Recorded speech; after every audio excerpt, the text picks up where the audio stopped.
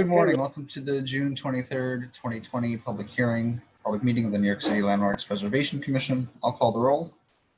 Chair Carroll. Here. Commissioner Bland. Here. Commissioner Shamir Barron. Here. Commissioner Chapin. Here. Commissioner Chen. Commissioner Devonshire. Here. Commissioner Goldblum. Commissioner Gustafson. Here. Commissioner Jefferson. Here. Commissioner Lutfi. Commissioner Lutfi. Commissioner Lutfi, you are Here. okay. Got it. And Commissioner Holford Smith. Here. Okay. All right. Good morning and welcome to the Landmarks Preservation Commission's June 23rd public hearing and public meeting.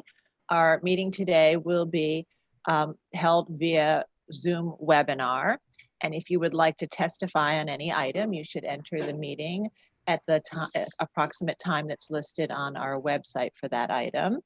The hearing is also being live streamed on YouTube, so anyone who wishes to watch the proceedings may do so on our YouTube channel. And we have a full agenda today, starting with a research item, which I'm very excited about, and then moving to our Preservation Department items, which are applications for work on designated properties. So with that, I will turn it over to our Director of Research, Kate Lemos-McHale. Thank you, Sarah. Good morning, everyone.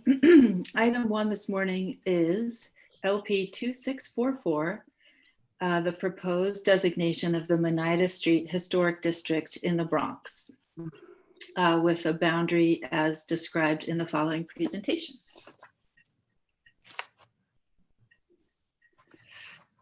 The proposed Manida Street Historic District consists of 42 semi-detached brick houses executed in the Renaissance Revival style with rounded projecting bays and classically inspired facade trim.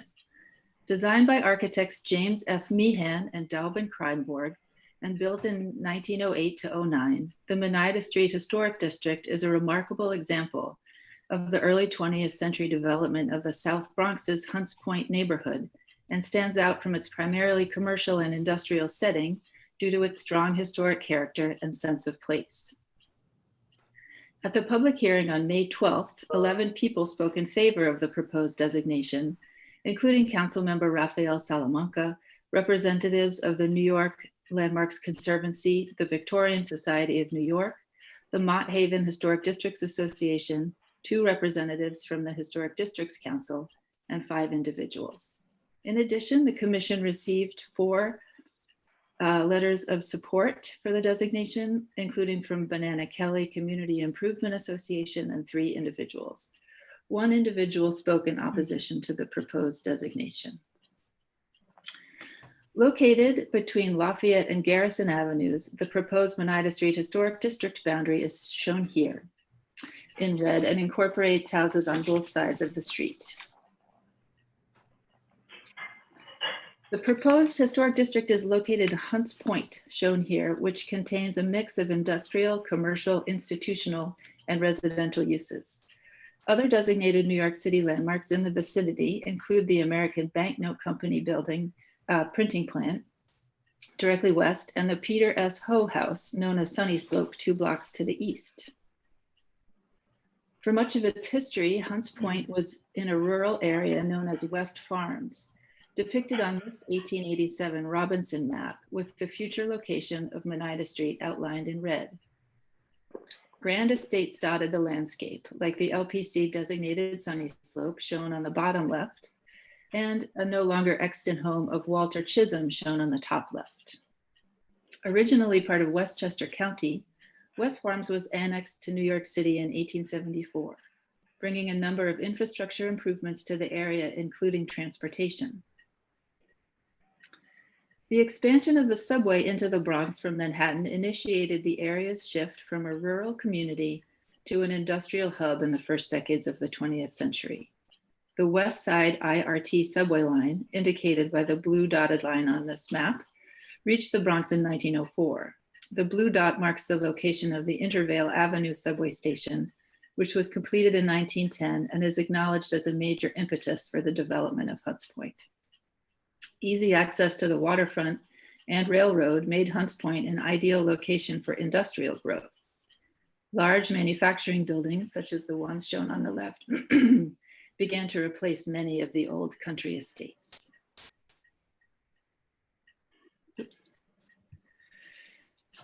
Manida Street was cut through the Fox and Fail family estates in 1897, as shown on the 1904 map on the left. Construction started on Manida Street in the fall of 1908 and was completed by the spring of 1909. James F. Meehan developed both sides of the street and served as architect for the houses on the west side. He hired the architectural firm of Daub and Kreinborg to design the houses on the east side. The 1911 map on the right illustrates that Manida Street is one of the earliest developments in the area, along with a row of tenements directly to the east that remain extant, though are heavily altered. Construction on this block of Manida Street occurred in anticipation of the area's industrial development, which was expected to attract skilled and well-paid employees. The 1909 advertisement on the left for these houses described the area as one of the prettiest and most accessible parts of the Bronx. Developers envisioned Hunts Point as a mixed-use neighborhood, and construction of both residential and industrial buildings continued steadily during the first few decades of the 20th century. The 1912 newspaper clipping shown here on the right included a photograph of Manida Street as evidence of the rapid development of the Hunts Point section of the Bronx. Shown here circa 1909, Manida Street's residential enclave was primarily home to Russian, German, and Hungarian immigrants that mostly spoke Yiddish and worked as policemen and insurance clerks, while a few worked at nearby button and box factories. Demographics in Hunts Point began to shift in the 1940s with an increasing Hispanic population, which remains predominant today.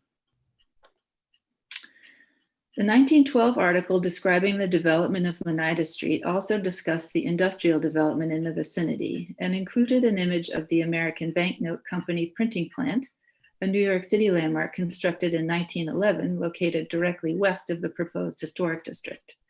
This building type is illustrative of the area surrounding Manida Street, which consists of mostly industrial buildings and larger scale apartment houses, as you can see in this aerial image, with the proposed district outlined in red. The buildings shown here at the north and south ends of Manida Street, just outside the district, further emphasize this contrast. They include, clockwise from top right, a large-scale apartment building, a new construction post office, a converted industrial building, and a former garage that is now the headquarters of the Point Community Redevelopment Corporation.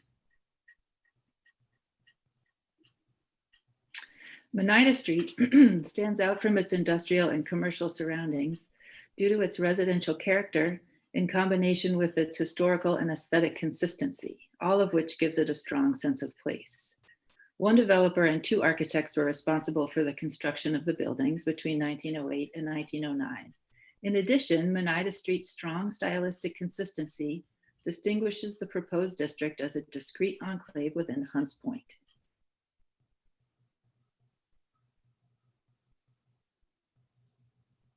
Thank you, Kate. Do we have any questions for Kate at this time? I'm sorry, I actually have a bit more of the presentation. Oh, I'm sorry, you stopped. So when you paused, I thought you were done. Okay. Dramatic pause. The two-story abasement semi-detached buildings feature mirror image facades with rounded projecting bays, low stone stoops, simple cornices with steeply pitched parapets above, and ornamentation concentrated around doors and windows. Ornamental variation differentiates the east and west sides of the street. The east side of Manida Street contains a consistent row of semi-detached houses with restrained brick facades, bowed window bays, belt courses ornamenting the fenestration, and projecting door hoods supported by scrolled brackets atop the entrances.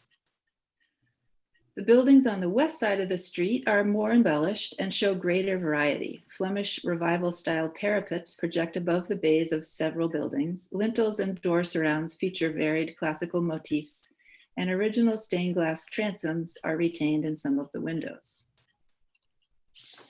Since both sides of the block feature buildings of the same height, form, and style, Manida Street is visually cohesive and has a special historic character within Hunts Point.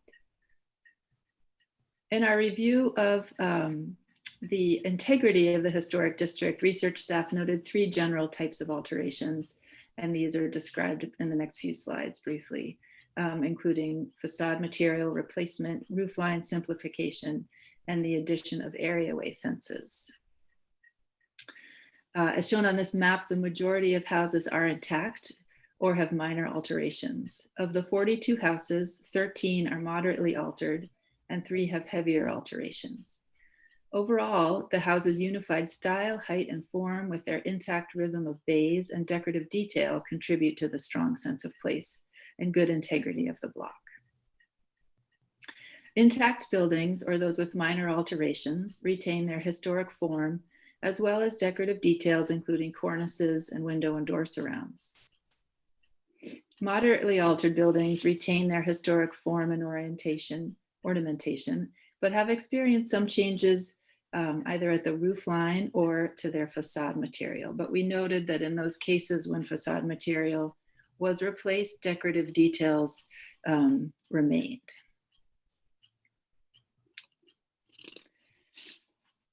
Of the 3 buildings considered heavily altered on the block have been resurfaced and have also lost trim details or major roofline features, such as the Flemish Revival style parapet as shown in this example.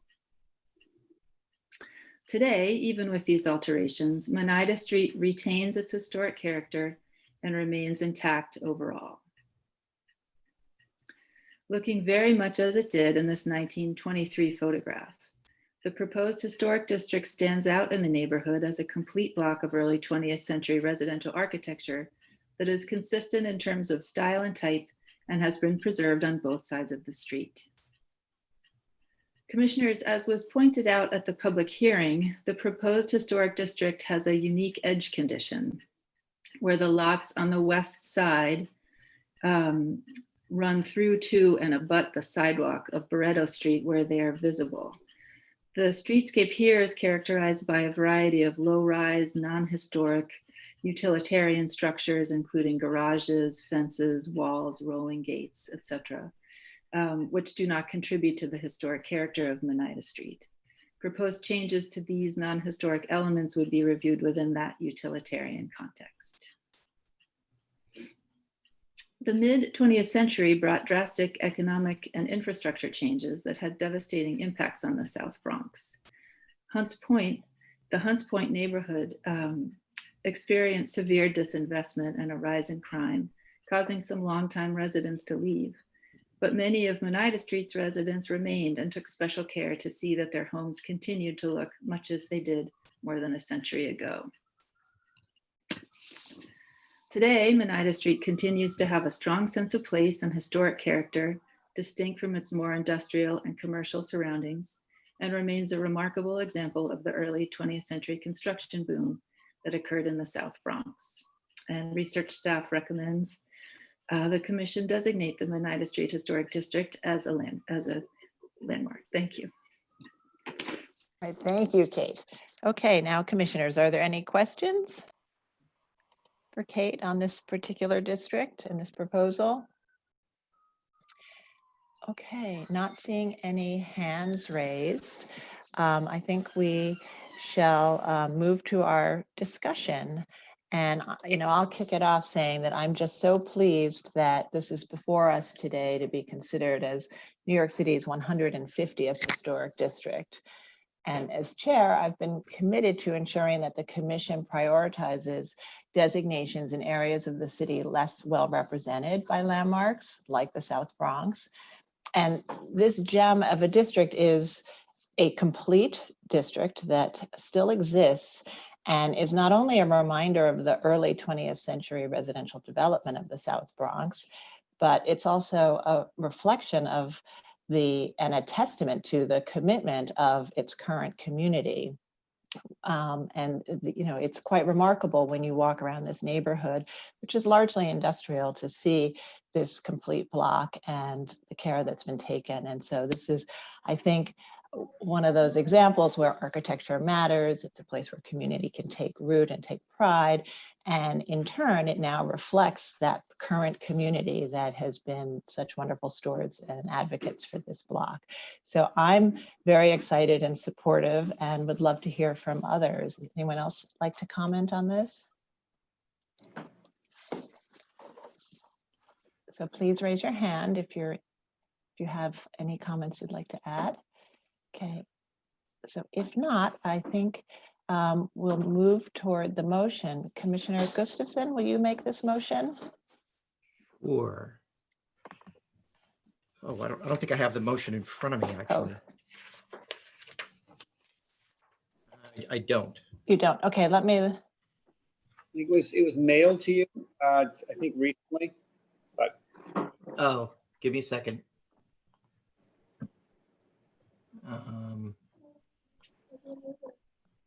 Let me see. I can. Let me see if I can. Pull it up. It was just emailed right around 9:30. Okay. John, if you'd like, I can make the motion. Yeah. Why don't I? I'll do that. I've pulled it up. Okay. So I move that the Landmarks Preservation Commission designate the Manida Street Historic District, Borough of Bronx, as a New York City historic district because it contains buildings and other improvements which have a special character and a special historical and aesthetic interest and value, and which represent one or more eras in the history of New York City, and which cause this area, by reason of these factors, to contribute to a distinct section of the city. Further, this historic district is part of the development, heritage, and culture of the city, state, and nation, as set forth in the designation report for LP 2644, dated June 23rd, 2020. I further move that the district be designated with the boundaries as set forth in the Commission's designation report and shown on the attached map. And Commissioner Gustafson, would you second that motion? Second. And Rich, will you call the vote? Chair Carroll, Aye. Commissioner Bland, Aye. Commissioner Shamir Baran. Commissioner Shamir Baran? Shasta, you're muted. Sorry. Aye. Okay. Commissioner Chapin, Aye. Commissioner Devonshire, Aye. Commissioner Gustafson, Aye. Commissioner Jefferson, Aye. Commissioner Lutfi, Aye. and Commissioner Holford Smith. Aye. Okay, 9 in favor and none opposed. The motion carries. All right, that's wonderful. That's our 150th historic district, and so proud of it. And thank you, commissioners, and thank you to the research staff for all of your work on putting this together and proposing it to us. We'll now move to the Preservation Department. Thanks, Sarah. And we're going to take a brief 1 to 2 minute pause just to switch the department staff to put the new presentation up.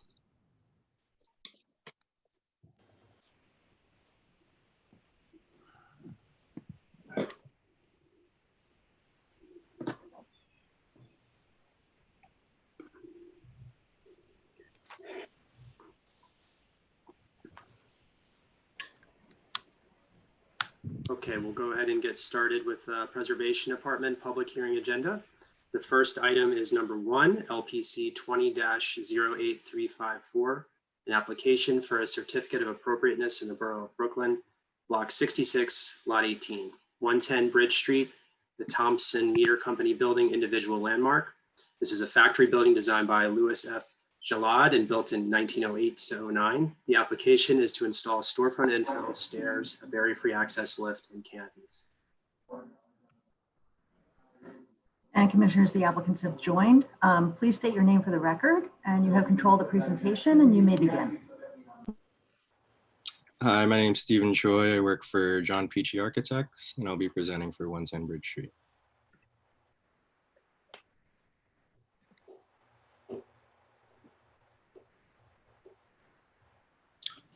So 110 Bridge Street, it's located in Dumbo. If you look at the tax map on the top left, the property is located at the top right on the corner of Bridge Street and York Street here. All the way to the left of the block, this is a subway station, and the rest of the surrounding area on the block is all public park. So the scope of work is limited to the ground floor and the south facade here. You can see this area along the south facade. It used to be a through street off of Bridge Street called Talman Street. It was later demapped, and it now serves as parking area for the building.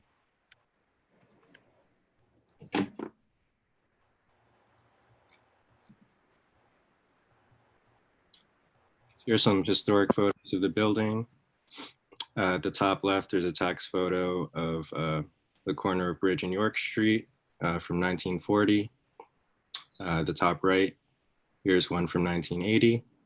And then the bottom left is the LPC designation photo of the south facade where the scope of work is going to be. And then here at the bottom right is a view from Bridge Street to the corner of the south facade and the Bridge Street facade here.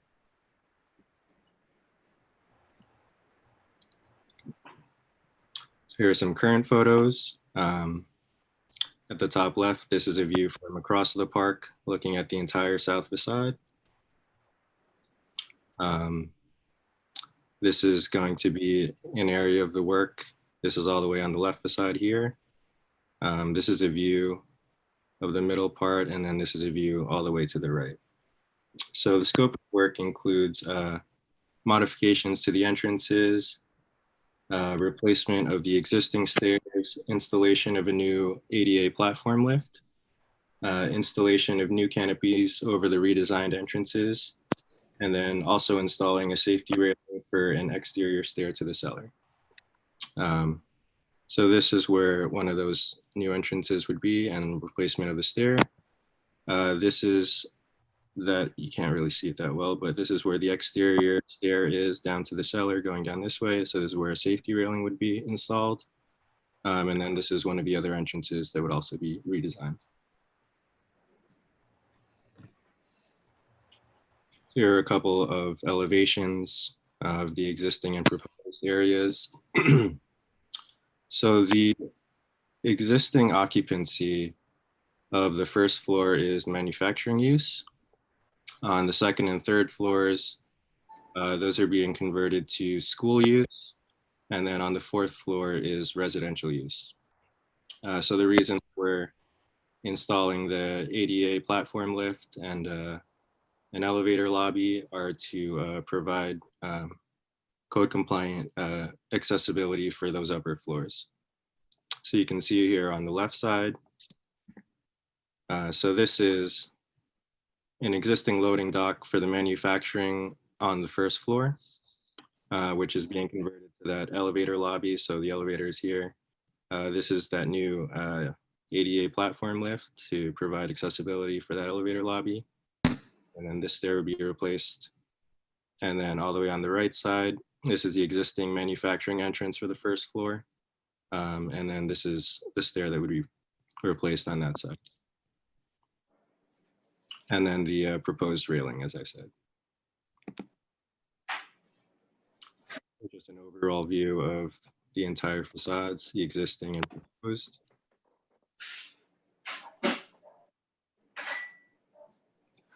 And so you can see here, the existing loading dock and stair that are going to be replaced, as well as this entrance to the public stair hall that serves the entire building. And then this new stair, new entrance, and then canopy above, and then the same to match on the manufacturing entrance side. Oh, and I guess we can just, so the materiality, this is a masonry wall finished with stucco. And then the paint would match the existing facade color.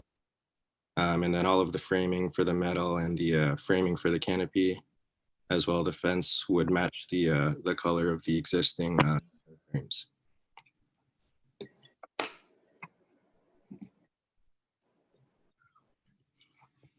So here's a plan view of those conditions for the loading dock, which is being converted to the lobby. So this overhead gate is being removed. This door is being removed. This is the entrance to that stair hall.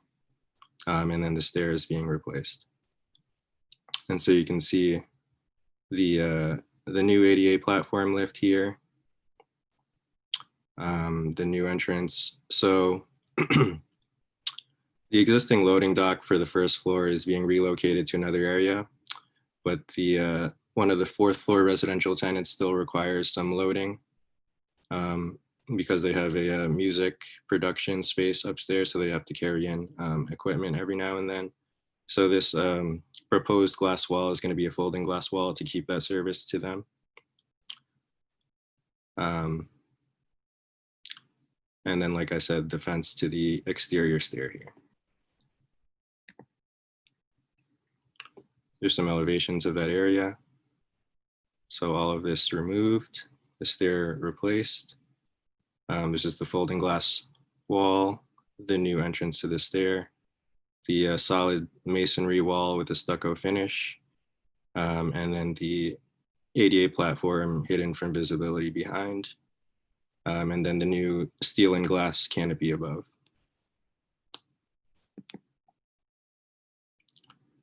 And here's just a section of all of those components.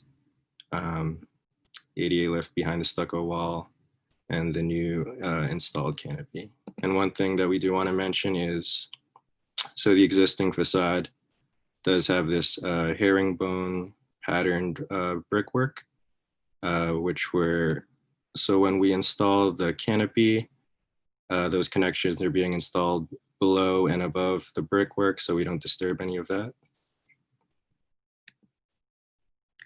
And then here's just some details for the folding glass wall.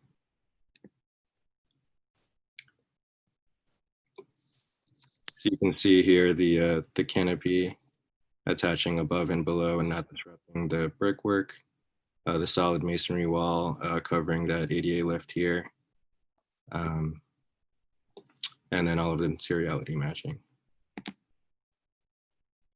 And then if we go over to the right side, this is the entrance for the manufacturing side.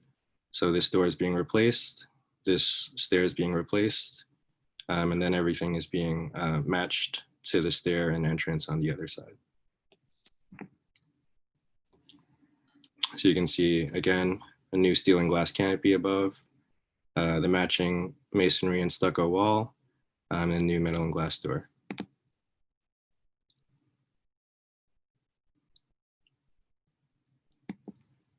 And then here's just that new fence to be installed for the exterior stair down to the cellar.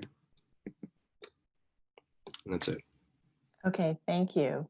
And I know we do have some questions. I'd like to recognize Commissioner Bland. Thank you. Simple question. The cheek wall that you described as masonry with stucco finish, obviously, and the paint to match it seemed to be infill panels on the building itself. Are those infill panels on the building poured concrete, original, or are they stucco? What are they? The original facade is poured concrete with stucco over. Okay. Stucco. All right. Thank you. So just to clarify, it's poured concrete with stucco over it and then paint on top of that? I believe it's just a stucco finish, and that we're just matching the color of the original stucco finish. Yeah. In a tinted stucco or a paint on top of a stucco? Tinted stucco. Okay. And just following up on that question, did you consider doing a railing instead of the high cheek wall?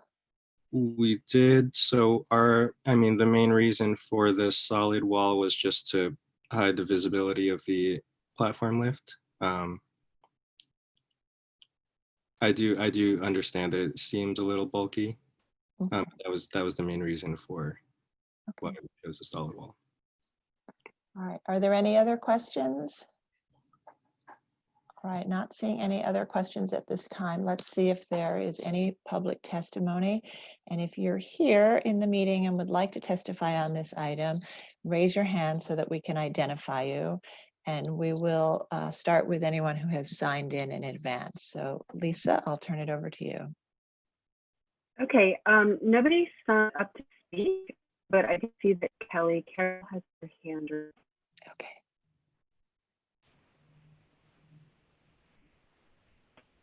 So Kelly.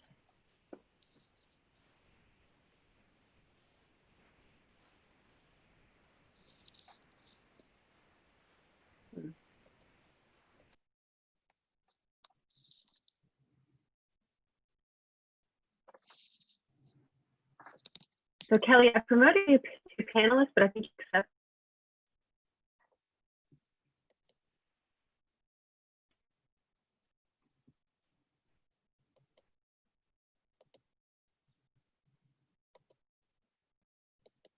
Kelly, can you accept being promoted? I think she has. There she is. Okay. There we go. Thank you. Kelly Carroll, Historic Districts Council. The proposed stair enclosures are too opaque and blocky, and they obscure the facade of this individual landmark, which was specifically designated not only for its exuberant terracotta cartouches, but also for its materiality, being a very early example of a poured concrete building in the United States. Of particular interest is the treatment of the exterior concrete as a material to be celebrated rather than hidden, a point which is emphasized at length in the designation report. A lighter treatment for these entrances, such as what currently exists, should therefore be explored. An original pipe rail is extant around the perimeter of the entire building. Its simple industrial nature and its strong horizontal presence relates well to this factory building. The railing infill should recall the historic pipe rail condition as opposed to the modern thick railing proposed. While the fenestration on the first 2 floors has been filled in for many years, HDC hopes that subsequent applications for this landmark reopen the original tripartite configuration to these floors to better restore this building to its full design intention. Thank you. Okay, thank you, Kelly. And I don't see anybody else with their hand raised. Thank you. And Rich, do we have anyone who has sent in written testimony or a community board resolution? We do have a community board resolution. Brooklyn Community Board 2 did recommend approval for the project. Okay, thank you. All right, Mr. Choi, would you like to respond to the comments? They sort of were following the lines of our questions. Sure. I mean, like I said, for the ADA lift, that's the reason that we made it opaque, but we'd be open to working on that. Regarding, I think she mentioned the fence. I do know about the pipe railing. I mean, our new railing, proposed railing is actually thinner than the pipe railing. And also, since it is a safety concern that we don't want anyone falling into that well, I don't know if you can, it's not really shown, but where the pipe railing is surrounding the current facade, there's also a chain link fence behind that. It's not just the pipe railing. So it's really just a safety concern for us. And then, do you want to just go to the slide that shows the lift behind the wall, just so we can visualize that again?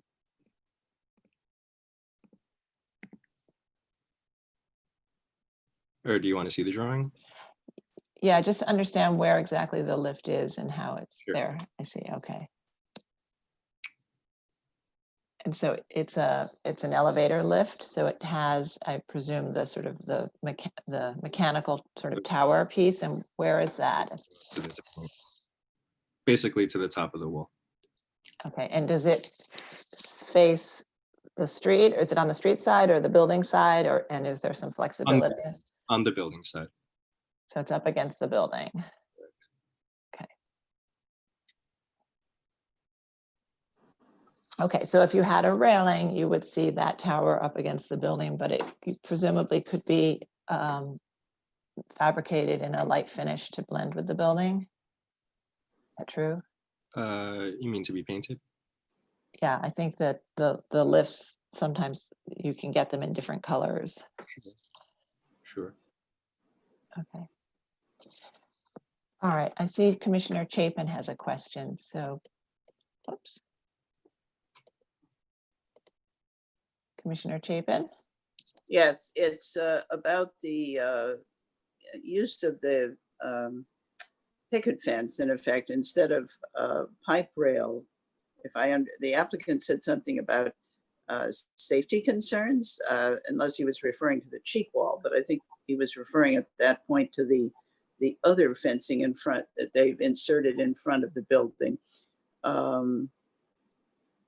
Could you just elaborate on the safety issue there? I mean, why it has to be that type of fencing? So the code compliance is that there be a minimum of 4 inches in the openings. And the way that the pipe railing complies with that is there's a chain link fence behind it, which I mentioned. I see. Okay, thank you. All right, and Commissioner Jefferson has a question. Please go ahead, Commissioner Jefferson. Yes, are you getting rid of the existing bollards at the loading dock? Yes, I'm sorry, I didn't mention new bollards were being installed to keep the existing loading service. But the existing ones, the ones on the upper drawing 1, those are being removed, correct? Yes.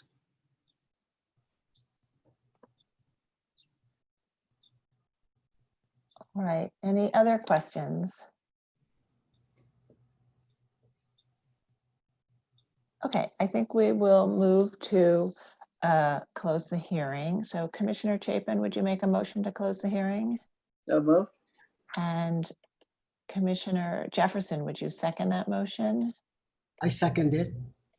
Okay, and I'm unmuting everybody. Let's call a vote on closing the hearing. All in favor? Aye. Aye. Aye. Any opposed? Okay, so the hearing is closed and we'll move to our discussion. And Commissioner Bland, would you like to start on this one since you had a question? I will. I'm not sure I'm going to be in the majority, but I guess when you go first, you're never sure.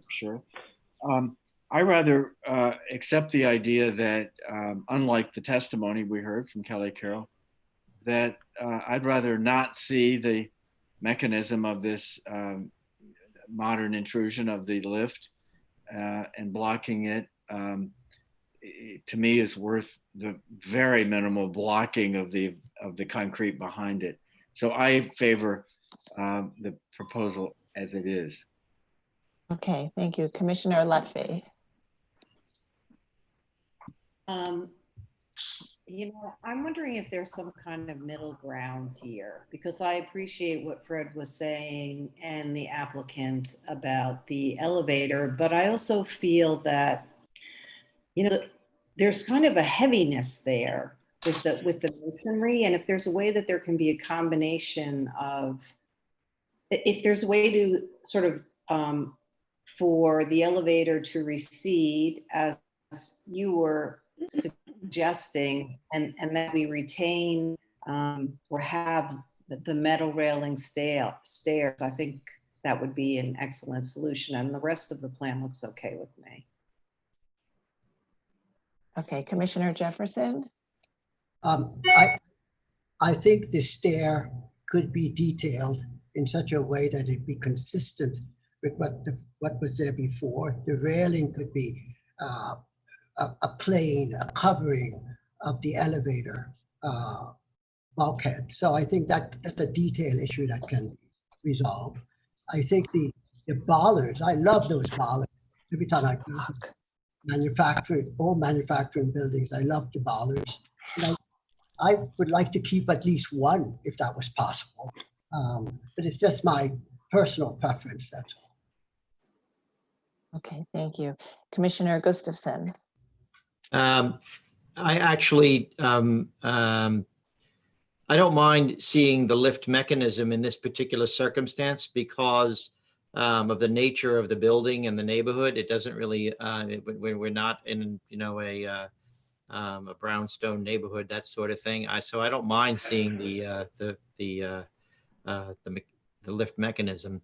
And I think that more than one reason I don't like the walls. I mean, one is what Kelly Carroll mentioned, which is it hides the view of the building. But in and of itself, I think it's not appropriate for the style of the building. It simply does not match with the surrounding area, that part of the building. Okay, thank you. Commissioner Shamir Baran. I'm in sort of an agreement with both arguments, but I think that in the end, I might agree most with the notion that the new walls are, while I think in general, I might prefer this kind of more solid hiding of some of this infrastructure. I think that in this case, there's enough evidence and example of some kind of a pipe rail or other that's used for the infrastructure, for the stairs and other fences. So I think in this case, I would agree with the testimony that says that it's not appropriate for us to approve the solid walls, and better for it to be designed with the rail.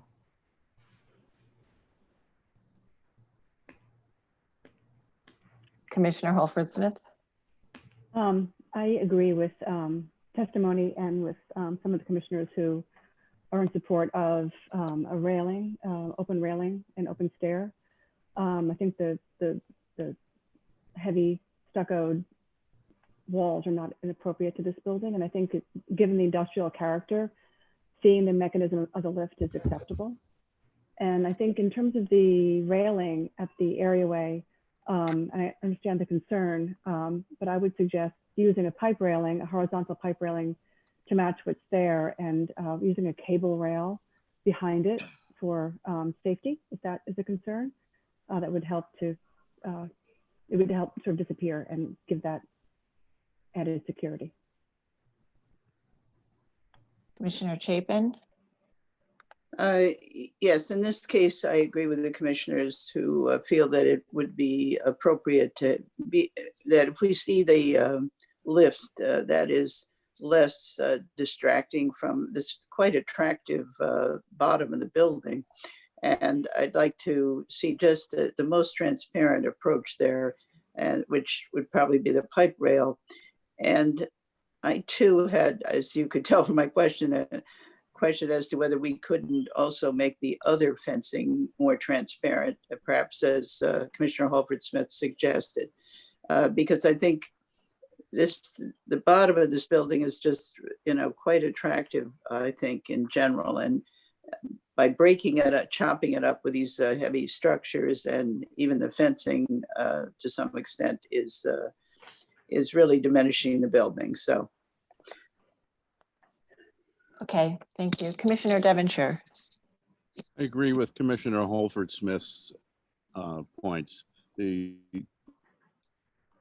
lift will just look a small industrial accretion to me, and I'm not bothered by it. I think the masonry walls are a mistake. Okay, and you agree with the idea of a pipe rail with some cable wire mesh behind it for the areaway? That's correct. Okay, all right. I think then we have a consensus here for an approval with modifications.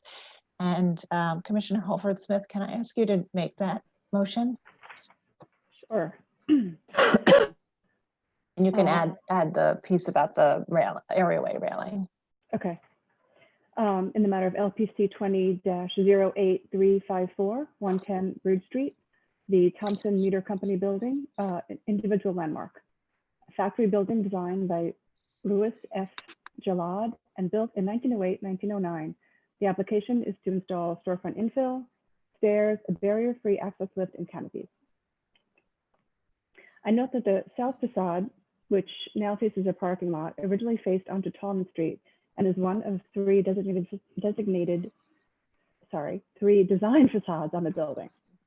I recommend approval with modifications, finding that the work will not damage or eliminate any significant historic fabric, that the ground floor of this building has undergone several alterations that reflect its various functions over time, and the proposed alterations will be in keeping with the history of adaptive reuse of this building, that the simple modern design, materials, and finish of the storefront infill will be harmonious with the building facade, that the folding glass wall will be installed within the existing historic opening and will be operable, thereby maintaining its historic use as a loading dock, that the canopies will be installed around the existing polychromatic glazed terracotta, thereby avoiding damage to it as a prominent and significant architectural feature of the building, that the design of the canopies will recall utilitarian canopies often found on industrial buildings of this type and scale, that the areaway railing will be consistent with railings present at the other facades of the building in terms of placement, material, and finish, that the installation of a chairlift will accommodate barrier-free access to the raised first floor of the building in the simplest manner possible, and that the work will be located at a non-street facing facade set back from public thoroughfares and will have a discrete presence within the streetscape. However, I find that the solid masonry cheek walls at the new stairs will be inconsistent with the utilitarian open quality of stairs and other appendages installed at facades and areaways around the building, and recommend that open metal railings be installed at the new stairs in lieu of solid masonry cheek walls, and that a horizontal pipe railing be installed at the areaway with a cable railing behind for safety. And if they were open to considering it, keeping one of the concrete bollards at the loading area. Commissioner Chapin, would you second that motion? Second. All right, and Rich, will you call the vote? Chair Carroll. Aye. Commissioner Bland. The brilliance of the conversation after my initial thoughts has led me to vote with the majority. Aye. Commissioner Shamir Barron. Aye. Commissioner Chapin. Aye. Commissioner Devonshire. Aye. Commissioner Gustafson. Aye. Commissioner Jefferson. Aye. Commissioner Letby. Aye. Commissioner Holford Smith. Aye. Okay, 9 in favor and none opposed. The motion carries. All right, thank you. That's approved with those modifications, and we'll move to the next item. Thank you. And the next item is number 2, LPC. Oh, Corey, you're breaking up. Caroline wants to read the next item. Yeah. Caroline, will you jump in? Yes, of course.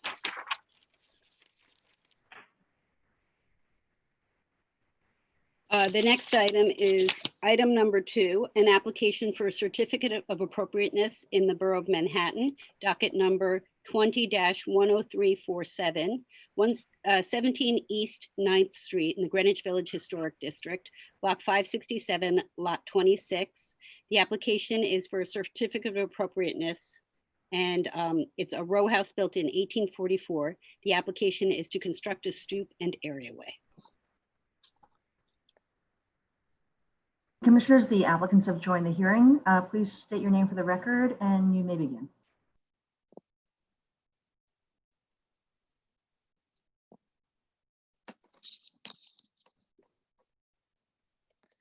Are they muted?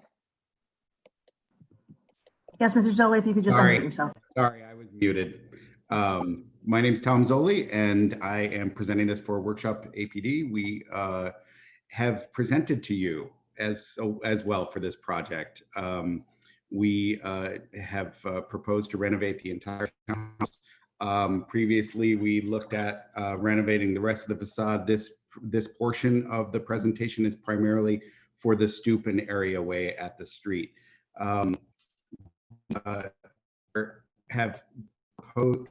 Wanted to give you some just quick references of some of the other stoops that have been that are on the buildings on the street in the area, most of which are generally predictable historic stoops. Our building didn't have a lot of historic references to pull from, just by the nature of the minimal detail on our facade. So we tried to match what was existing on our building if we could, or keep it very much, anything that we added, we tried to keep very much in character with what we had right down the street. Existing lot plan, you can see on the left, just has a sunken areaway to enter into the base level. The proposed, we have the stoop and a sunken areaway that comes along to get you to the basement level. The stoop gets you to the parlor level.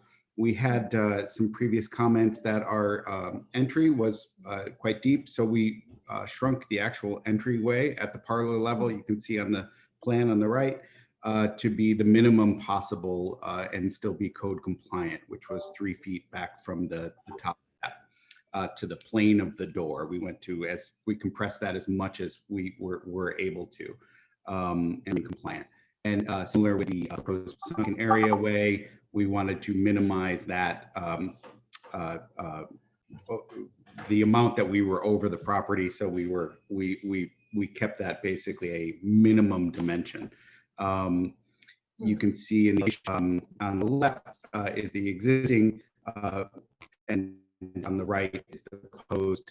Again, we tried to keep our detailing, both the surround and the entablature and the stair itself and the railings as basically as simplified as possible, not intending to sort of modernize details, but just trying to basically keep kind of, because it's a relatively simple facade from a historic standpoint, historic detailing standpoint, we felt it was in keeping to try to keep some of our details as simple as possible.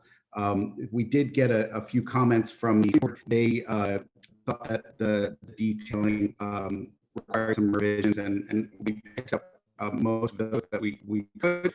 We also made the lights smaller that were on either side of the entranceway of the stoop, and we tried to compress the stoop as much as possible, but still remain code compliant, so that we're not coming out into the street as much as possible. We are, because this is one of the fewer, most of the buildings are actually at their property line. Our building is 18 inches back. So we gain a little bit more room. Our stoop is a bit large because our parlor level is very high compared to the other stoops on the street and the other buildings on the street. So we've basically pushed every dimension as much as we can to minimize the stoop's intrusion on the street. That said, all of this design has been approved by the Department of Transportation, and only requires final approval after landmarks approval, final approval from, I believe, the mayor's office because of the revocable consent agreements required. And that's about it. I can talk a little bit more. If anybody has questions, I can take them, but I can talk a little bit more about some of the comments from community board too. If you'd like. We'll wait till we hear those comments. Okay. Okay. Commissioners, do we have any questions at this time? Please raise your hand if you have any questions. All right. And I just had one quick question. I know that you are working with trying to not have your stoop be too much of an intrusion into the sidewalk, but does it align with the other stoops on the sidewalk? It generally speaking, it actually does. Mostly, even though it's larger, because our property, our facade is back, it's the 1'6". So that 18 inches makes it so our actual stoops generally align, but our stoop actually has a slightly larger scale. Because you have a taller parlor floor. Okay. All right. Okay. Not seeing any questions from our commissioners at this time. We'll turn to public testimony, and if anyone would like to speak on this item and is in the meeting, please raise your hand so we can identify you, and we will start with people who signed in as first. So Lisa? Okay, let's see, I see, oh, I saw, yes, there we go. Somebody with their hand raised, Sarah Bean Atman. Sarah, I am promoting you to panelist.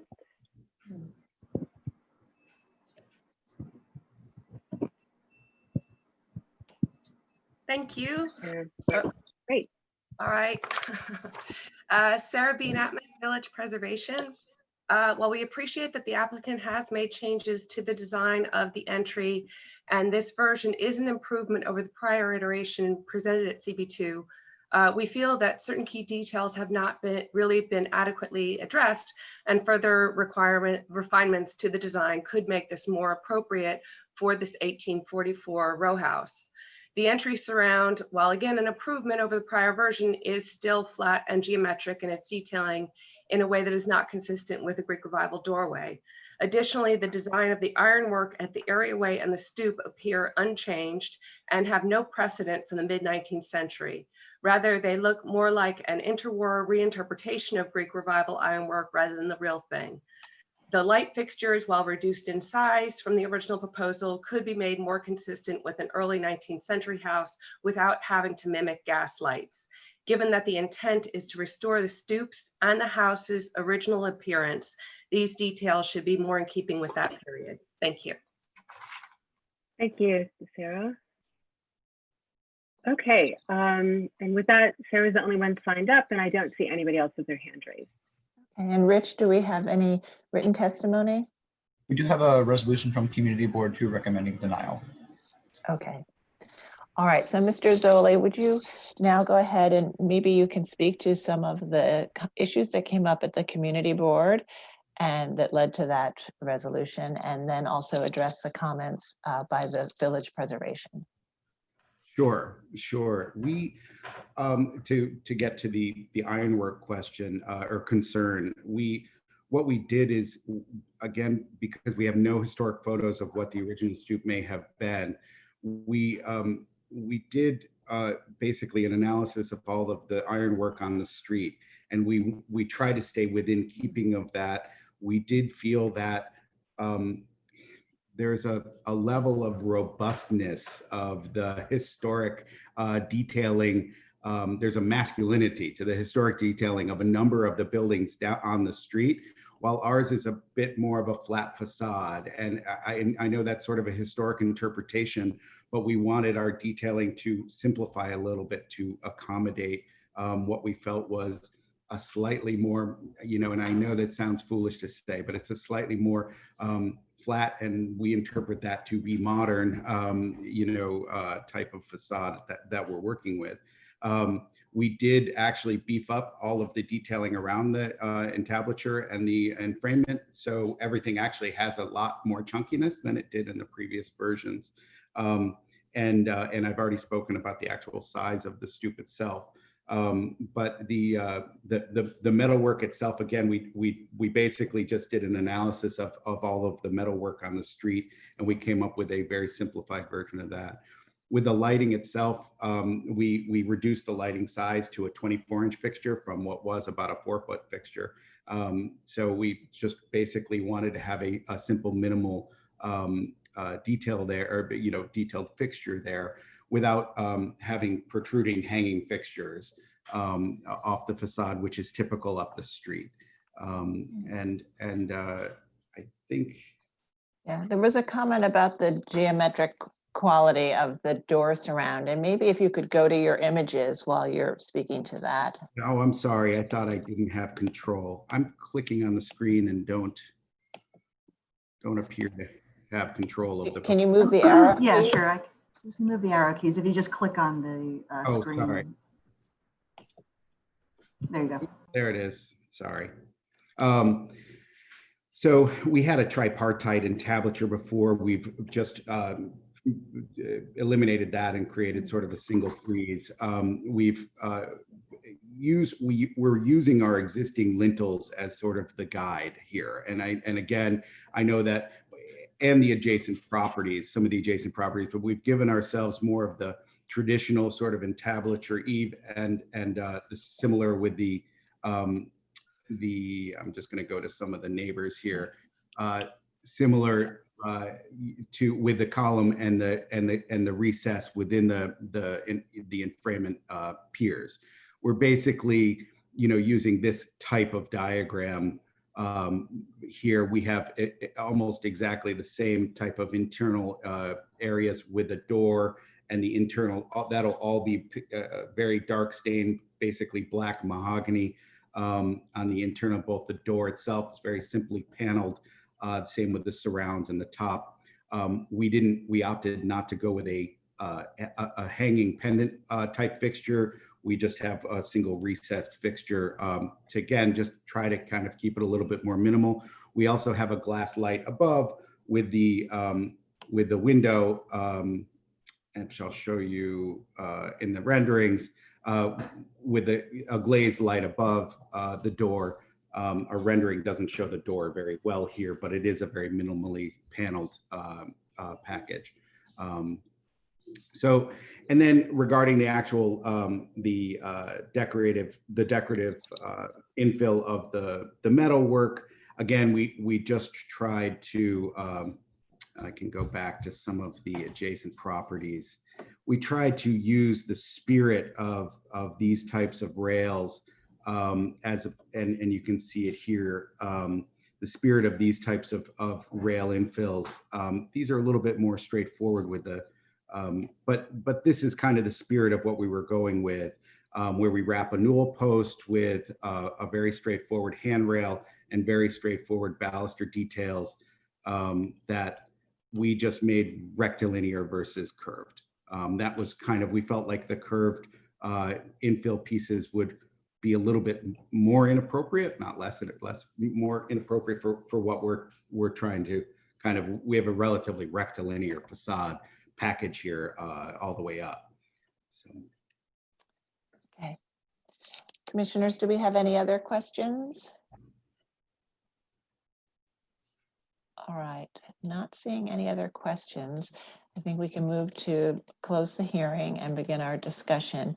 So Commissioner Shamir Barron, would you make a motion to close the hearing? Moved.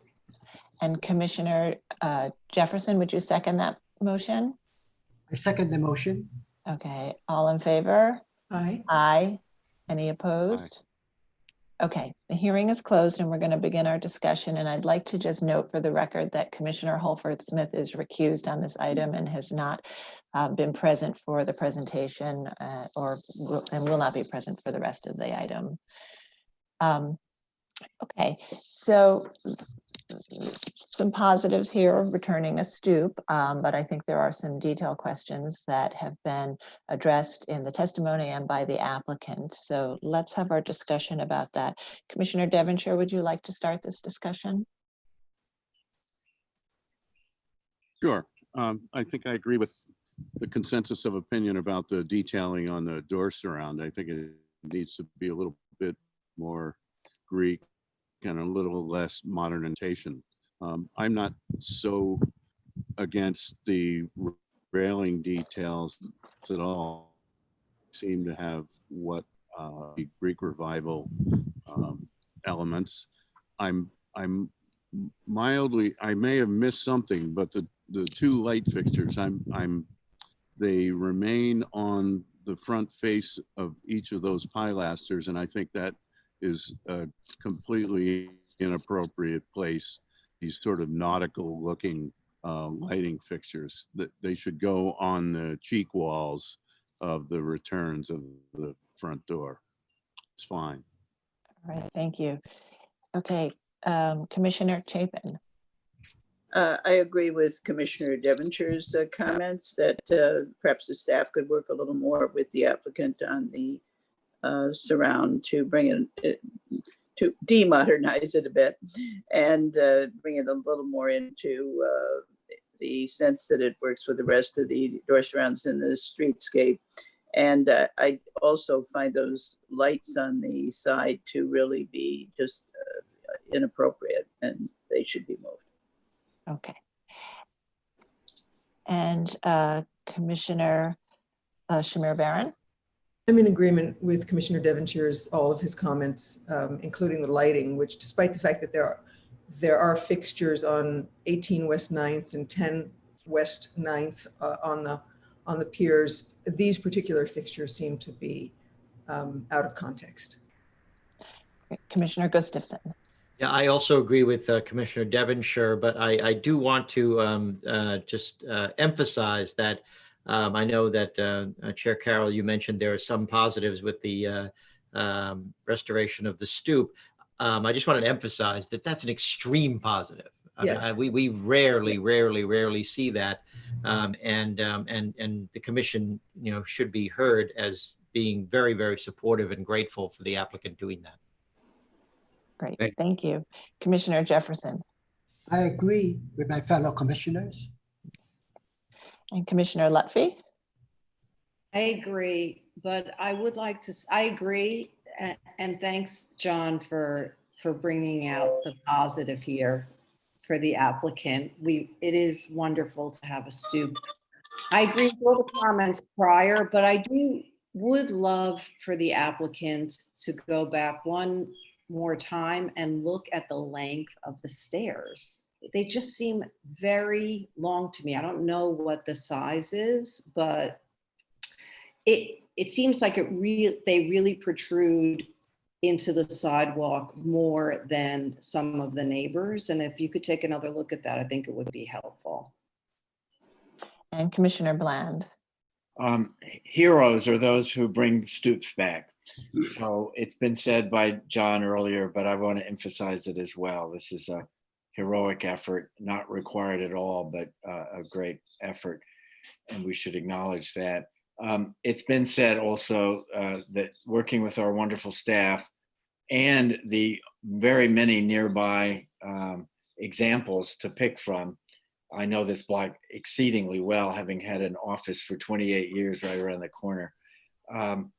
They can get the details right. Just work with our staff. Great.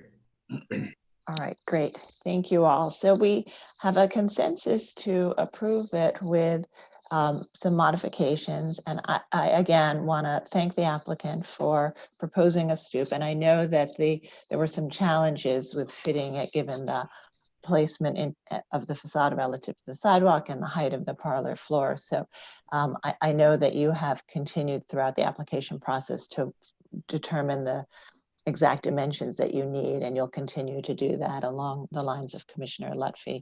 But I think we have 6 to vote for an approval for this proposal, with the condition that you work with the staff on the details of the door surround to make sure that we're properly evoking the Greek Revival style, and the light fixtures. Since your door is so deeply recessed and the landing comes into the door surround, there's plenty of room within the opening to install the light fixtures rather than, and that would actually illuminate the space when people are entering the building Sure.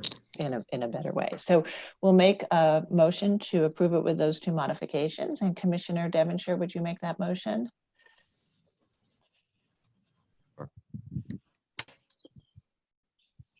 In the matter of 17 East 9th Street in Greenwich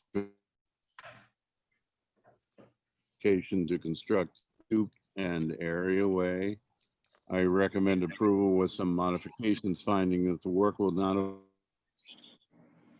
architectural features, that the building is not part of a row, therefore alterations of the parlor floor and areaway will not diminish the unified streetscape. Removed and the areaway modified in the early 20th century. Therefore, the work will return the building closer to its historic appearance. Parlor floor surround and entry will be consistent with parlor entrances at buildings of this type, style, and age in terms of materials, finish, and basic proportions. That the proposed areaway is typical of areaways and stoop within this historic district in terms of materials, detail, placement, projection, and depth. That the light fixtures flanking the parlor door will be installed at typical locations that their insulation will be reversible. That the metal stoop railing is of historic iron work in a contemporary way. However, I have further to modify the profiles and details of the parlor floor door surround to restudy it, and that the applicant will work with the staff to use the style and the location of the lighting fixtures at the main entry. Great. And Commissioner Shamir Barron, would you second that motion? Second. Okay, and Rich, will you call the vote? Chair Carroll, Aye. Commissioner Bland, Aye. Commissioner Shamir Barron, Aye. Commissioner Chapin, Aye. Commissioner Devonshire, Aye. Commissioner Gustafson, Aye. Commissioner Jefferson, Aye. Commissioner Lutfi. Aye. Okay, 8 in favor, none opposed, and 1 recused. The motion carries. Okay, thank you. That's approved and with those modifications and good luck. And we'll move to the next item. Thank you. The next item is number 3, LPC 20-10163. An application for a certificate of appropriateness in the Borough of Manhattan, Block 619, Lot 26, 340 Bleecker Street in the Greenwich Village Historic District. An apartment building with storefronts designed by J.M. Felson and built in 1928. The application is to install signage. The applicants have joined the hearing. Please state your name for the record and you may begin. Hi, this is Robert Goldman from 340 Bleecker, and I'm Brent Romanow, also from 340. Thank you for providing this forum to discuss the historical signage we'd like to reinstall at 340 Bleecker. Hi, and I'm Valerie Campbell from Kramer 11. Can you bring the presentation up?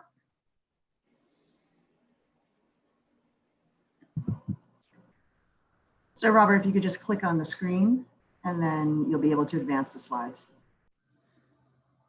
I don't see. So while that's coming up, so here, this is an application for a hanging neon sign. It would be installed at 340 Bleecker Street, which is a 6-story apartment building built in 1928. This storefront where a new restaurant will be, is the new tenant, has been vacant over 7 years. If we can switch to the next slides, that shows the surrounding area. Next slide. Those are the views looking up and down Bleecker. Next slide. And that shows the location of the building within the historic district. It's at the southwest corner of Bleecker and West 10th Street. It's a little bit hard to see on the tax photos, but you can see in 1940, there was a hanging sign. It said liquor. And so apparently there was a liquor store there. And in 1980, that sign isn't there, but in 1969, we have a sign hanging on a bracket, and the bracket still exists. That's a neon sign for Aldo's Restaurant. And actually doing a little research into Aldo's Restaurant, it was apparently a very sort of prominent restaurant in Greenwich Village during this period. It was known as being very gay friendly. Some of the employees participated in Stonewall. And when we presented to Community Board 2, the Landmarks Committee, a few of the committee members remembered eating there with great fondness. They said the food was great and it was a very welcoming place. What is being proposed is a recreation of the historic sign. We can switch to the next slide. It is the lettering and the detailing is designed to match the historic sign. Will have yellow neon on a white background. The name of the restaurant is Amos, which is it's in the same typeface as Aldo's, but represents the current restaurant name. Next photo, there you can see how it would look on the storefront and the detailing. And these are sort of precedents for projecting neon or illuminated signs in the historic district.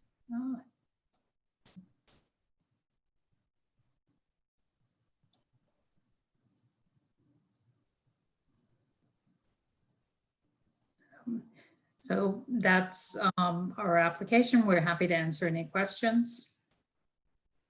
Thank you. Commissioners, do we have any questions?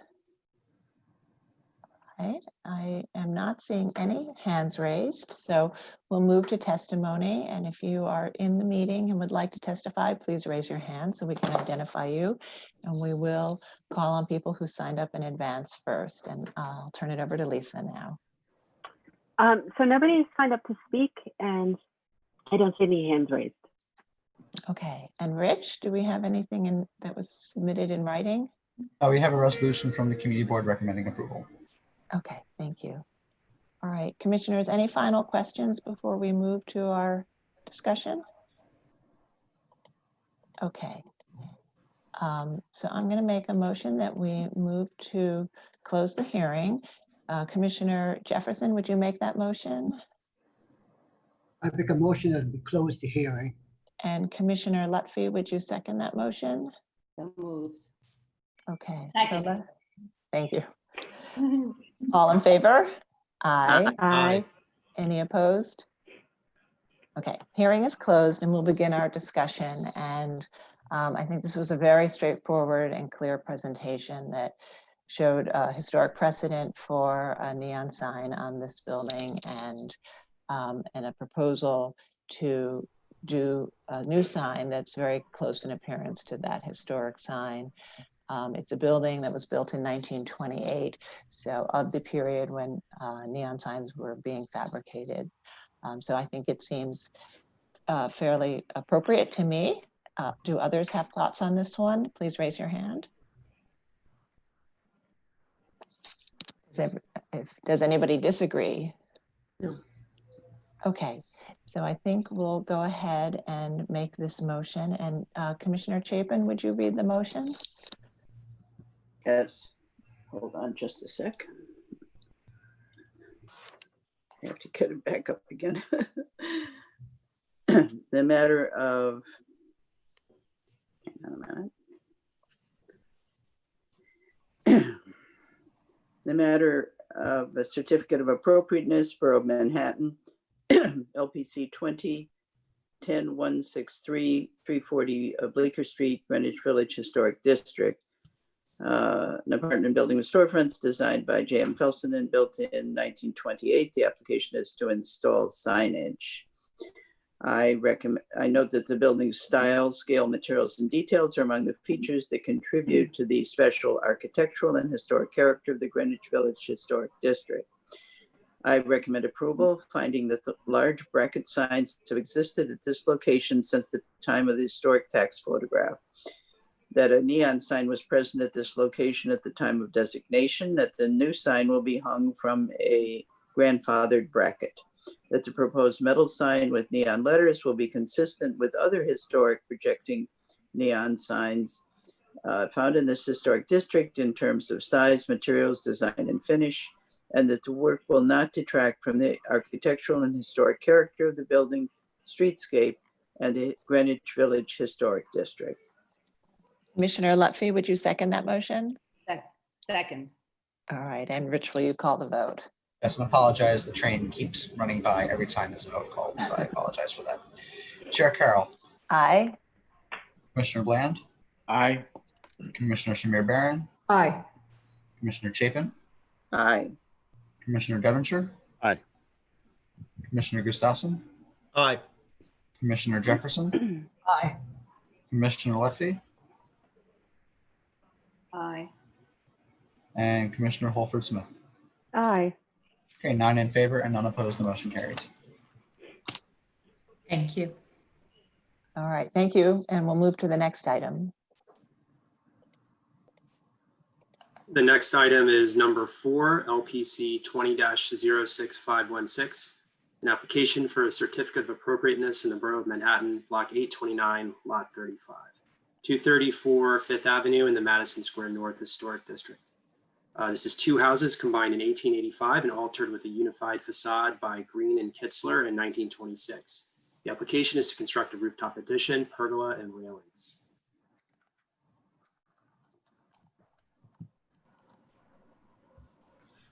Hi, can you hear me? Yes. Okay, you have control of the presentation. Please state your name for the record. You may begin. Hi, good morning. My name is Arturo Bárcenas. I'm partner at NV Design Architecture, and I'm here representing ownership in the presentation of this proposed addition to 234 Fifth Avenue. Okay.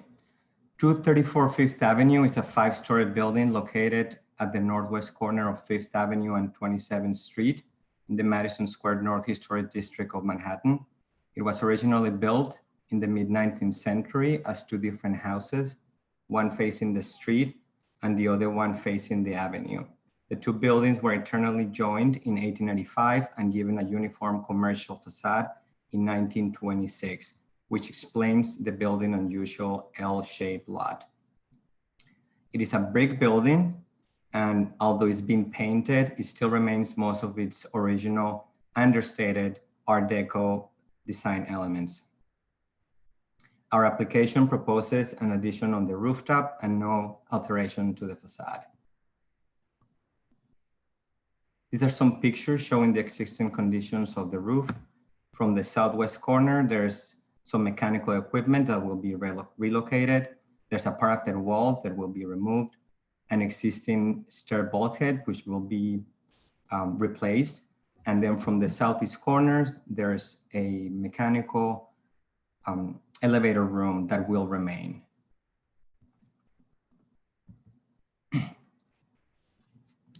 This is an existing and demolition plan showing the elements that will change: the existing stair bulkhead, the parapet wall between the original 2 roofs, the existing chimney, and the skylight will be removed. The elevator machine room will remain. This is our proposed roof plan, and I will describe some of the elements moving from left to right or west to east. So on the left side, there is a proposed penthouse, which will house a bar and spaces associated with it. There's a stair for egress, as well as a connection to an existing elevator in the adjacent building. This will be permitted as part of an easement agreement between the 2 properties, which share the same ownership. So there will be a new opening that will connect to that elevator. There will also be a new canopy, which is a metal frame, which consists of, it's a frame supporting a retractable fabric that will provide protection from the sun and rain. And then there will be a new stair, which will attach to the existing elevator room as a second means of egress. There will also be a new railing, which will be along the east, the 2 exposed facades of the building on the east and the south. And all of these will be built over a new roof deck, which encompasses the whole length of the building. This is a roof plan showing the different elements. Again, the penthouse, the canopy, and the new stair. The new mechanical will be located over the penthouse, along with a new green roof, and this will be hidden behind a parapet wall along the edge of the penthouse. The setbacks of the different elements from the south facade are 15 feet and 9 inches, 8 feet for the canopy, and 15 feet 11 for the stair bulkhead, which actually matches the same location, aligns to the south wall of the machine room. It is important to point out here that the setback from the back is less than 3 feet, which is one of the reasons why this landmarks hearings was triggered.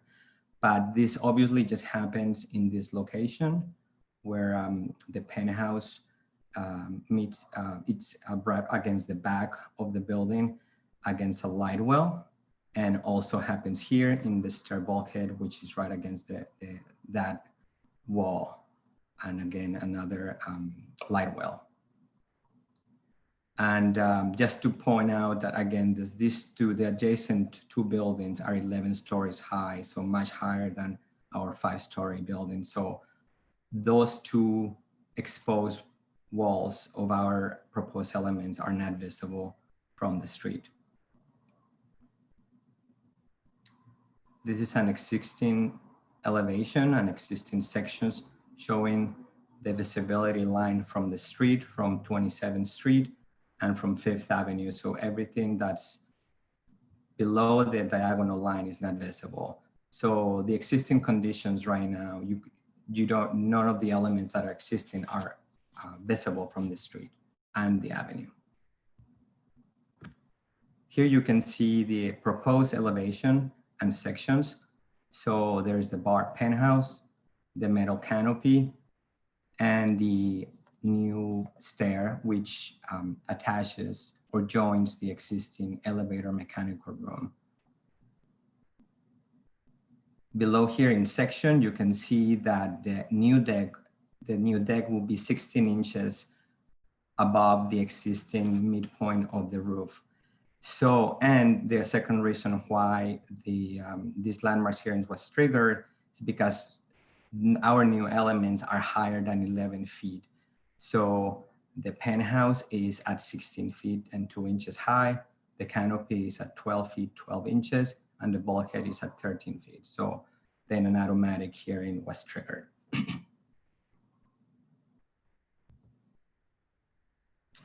Similar section than the one we saw before, but this shows in darker gray our proposed elements. So you can see here again, keeping that same, taking that same sidelight from across the street, that our proposed penthouse is not visible. And from 5th Avenue, the new bulkhead is also not visible, as it will be behind the already existing elevator. Okay, a volume diagram just showing more explicitly what's new and what's proposed. In darker gray are the existing elements. So of course, this is our building and the elevator room. And then in lighter gray, the attached new stair, the metal canopy, and the penthouse with the mechanical equipment behind that parapet wall. And also, again, the continuous railing along the east and south facade, a new element. On the right, these are 3 visibility studies. The first one is from 27th Street and Madison Avenue, which is about the farthest point where you can start seeing some of the elements in our addition. And in blue, in red is our existing building. And in blue is barely visible is part of the railing in this view. And view number 2 is from the southeast corner of 5th Avenue and 27th Street.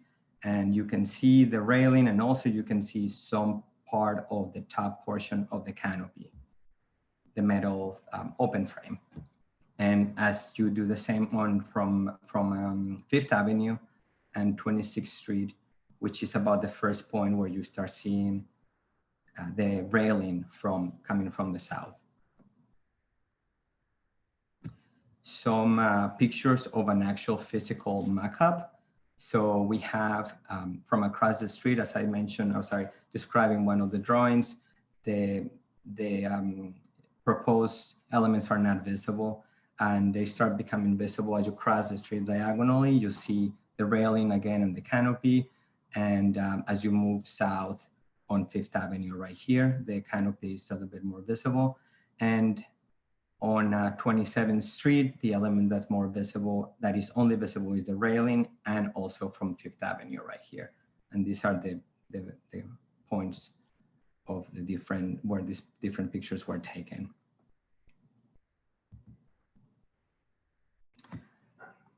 This just shows the different materials that we're proposing for our addition. It's a metal canopy that's open. It will be painted black. This will be the retractable fabric over it. And the folding door system for the bar, the continuous metal railing with glass panels under, and the grade deck tile paver and stucco for the walls. A rendering from the southwest looking east, the open bar, the and the parapet wall hiding the mechanical, the metal canopy, and in the background you see some of the new stair bulkhead, and the continuous metal railing with glass panels under. Another rendering looking the opposite direction towards the west, the bar, canopy, stair, the existing brick buildings, and the continuous metal railing with glass.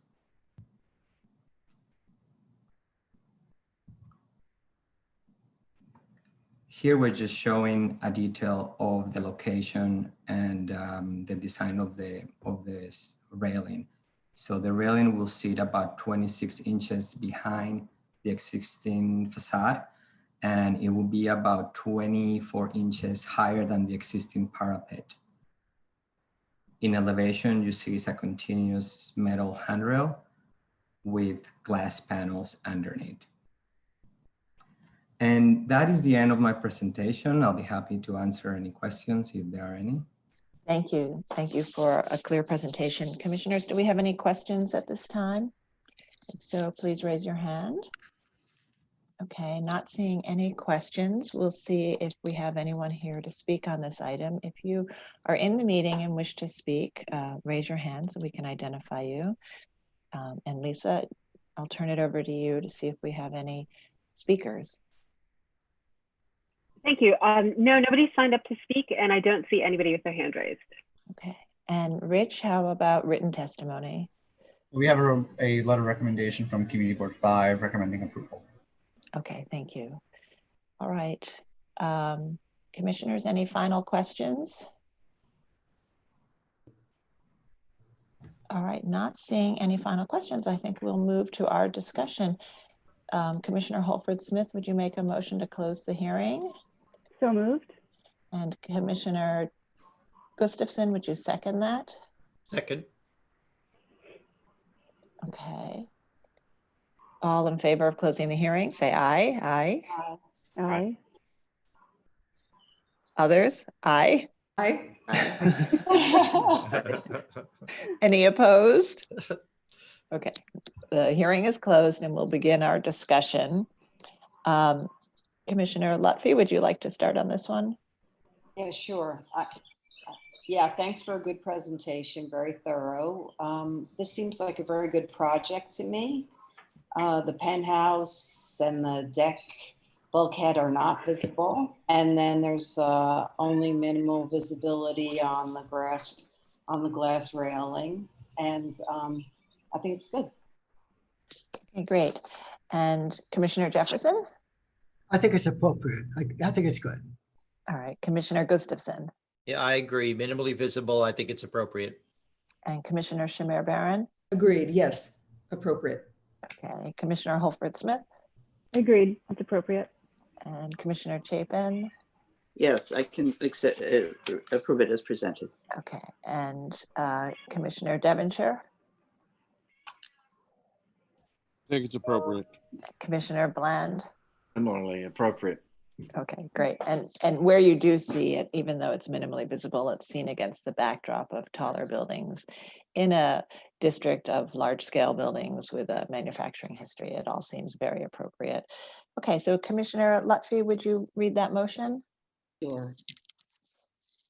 In the matter of docket 20-06516, 234 Fifth Avenue, Madison Square North Historic District, two houses combined in 1885 and altered with a unified facade by Green and Kitzler in 1926.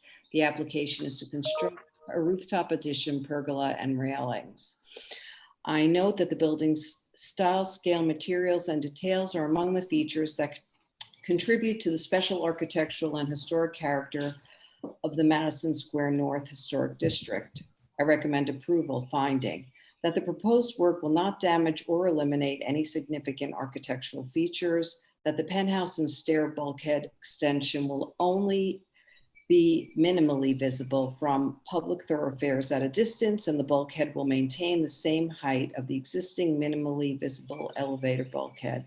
That the simple massing and design of the additions featuring gray stucco cladding will be in keeping with other rooftop accretions found within the district. That the rooftop canopy and railings will be modestly visible from public thoroughfares only at a distance and in the context of taller secondary facades, and that the open quality and dark finish of the glass and metal railings and metal canopy framing will help these installations recede from view.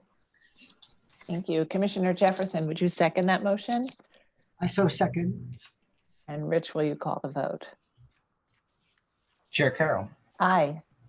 Commissioner Bland, Aye. Commissioner Shamir Barron, Aye. Commissioner Chapin, Aye. Commissioner Devonshire, Aye. Commissioner Gustafson, Aye. Commissioner Jefferson, Aye. Commissioner Lutfi, Aye. Commissioner Holford Smith. Aye. Okay, 9 in favor and none opposed, the motion carries. Okay, that's approved. Thank you. And we'll move on to the next item. Thank you. Okay, the next item is number 5, LPC 20-08090, an application for a certificate of appropriateness in the Borough of Manhattan, Block 829, Lot 55, 1177 Broadway in the Madison Square North Historic District. This is a 2-story taxpayer built sometime between 1961 and 1981. The application is to alter the facade.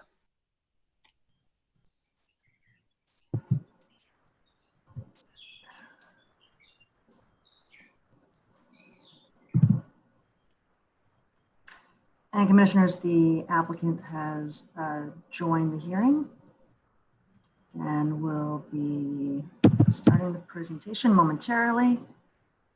Please state your name for the record and you may begin.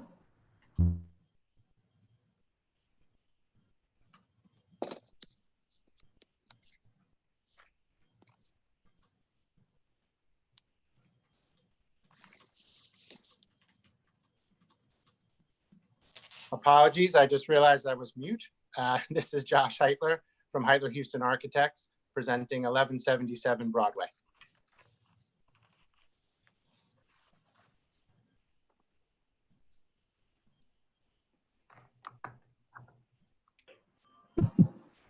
Please go ahead. If you just click on the screen, you can move your arrow keys to advance slides and you can begin your presentation. Thank you very much. As I said, the property is 1177 Broadway. It is existing 2-story building, which you can see on the screen, as well as its location within the district. Currently, the building is one of, I think, the only 2-story building in the district and not of any great architectural character. Next slide, please. Here are some historical photos. We believe that the older building on the far right was reduced in height somewhere between 61 and 81. And then you can see the building, similar photo from 1981 in the middle, and as it exists today on the left. We wanted to obviously install something into the neighborhood that would fit within the context. So these are the other buildings on our block. I think they're representative of the district in that they represent a variety of different styles that are present in the district with not one overriding style. If we look a little further in the district, some other buildings that we feel are a little more in the character of what we're proposing, where we looked at these sorts of buildings for rhythm and scale and the articulation of the facade. And then on the next slide, these are just some details from the existing building, again, showing the current state of the building and the presence or the lack of presence of any historical details or really any details of quality. The project that we're proposing is really just replacing the front facade of the building. We're going into the building by a couple of feet in order to accommodate a vestibule that will allow us to have outswinging doors that won't interfere with the public way. But for the most part, it's a refacing, a reskinning of the facade. I think this image is the one we want to start with because I think it shows our aim very well. What we tried to do was create a bridge between the building on our immediate left and on our immediate right, or on the left in this image and on the right in this image. And so we're looking to do a couple of things. Stylistically, we're looking to sort of find a middle ground between the sort of level of Beaux-Arts detail on the building to the left and the relatively detailless building on the right. And we hope we've sort of found a middle ground, again, that's an effective bridge where we have some of those details and some of that scale, somewhere in between those, and also a reasonable modern addition to this neighborhood. One other thing we did, which I think is significant, which you can see in this shot as well, is that we extended the parapet on the third story. It's an unoccupied third story, but we feel the extended parapet gives the project a little bit more scale, and again, helps with that bridging, both between the adjacent properties and in the district in general. In terms of material and palette, we aim for something that we thought would be highly contextual. The facade is limestone. There's some dark bronze anodized, again, similar to the materials of our neighbors. And in the district, there's a little bit of bronze on the sign and some clear glass, but the palette is very simple and hopefully very contextual. This slide shows an elevation view. What we wanted to show here is that although the overall grid structure of the building is fairly regular, we are attempting to sort of honor that base and middle and top character of a lot of the neighborhoods. So while the overall frame is the same size, the amount of sort of openness changes from very large at the front, at the lower level, somewhere in the middle, on the middle level, and then only a small part on that upper extended parapet. And some of the details here, again, the idea was to do something a little bit different at each story. So on the ground floor, you'll see we have that a little extended marquee, which is intended to connect with our neighbor on the left in the image, which has the retail storefronts at ground level, sort of continuing that gesture across the face of our facade. On the second level, within the overall frame, we have an express planter, but the planter itself is on the interior of the building, but yet you see that kind of expression on the exterior facade. And then when you get up to that extended parapet story, we have a much larger planter that's visible from the street level, which you can see projecting out. And on all the stories, we have a projected frame, which will cast a little bit of shadow, create a little bit of interest and detail, as well as a scored grid in the limestone, also to create a subtle but secondary set of details and scale. And again, returning to the slide we began with, just to put it all together, and again, emphasize the idea of the bridging of these two facades. After coming out of a community board hearing and getting some feedback, we also expressed the cornice a little bit more, again, to make sure that the building felt like it had a proper top to finish. And hopefully this shows an effective new neighbor here between these two existing buildings that are representative of the variety that's currently in the district. That's it for our presentation. All right, thank you. Commissioners, do we have any questions at this time for the applicant?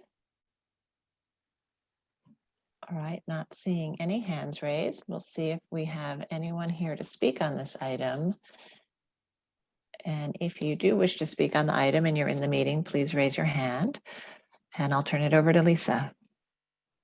In this one as well, nobody has signed up and I don't see any hands raised. Okay, Rich, do we have any written testimony?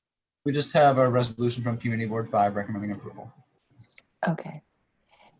All right, and Mr. Heitler, would you like to speak a little bit more about some of the comments that came out of the community board and and the changes that you've made? I know you talked a little bit about the cornice. You want to talk about some of the other issues that were raised? Sure, and maybe we can flip back to the last slide as a good visual background. They really didn't have too many comments beyond the cornice and the extended parapet.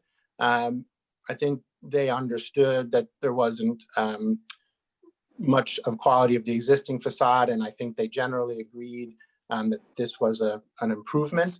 But the two things that we adjusted after community hearing, a board hearing, was we reduced a little bit the overall height of the extended parapet, brought it down a little bit, and then we increased the height and the expression of the cornice more than when it was originally, which was more of a cap, more of a simple cap to the top of the parapet, and this seemed to help them a lot, and they were very satisfied with it, I believe.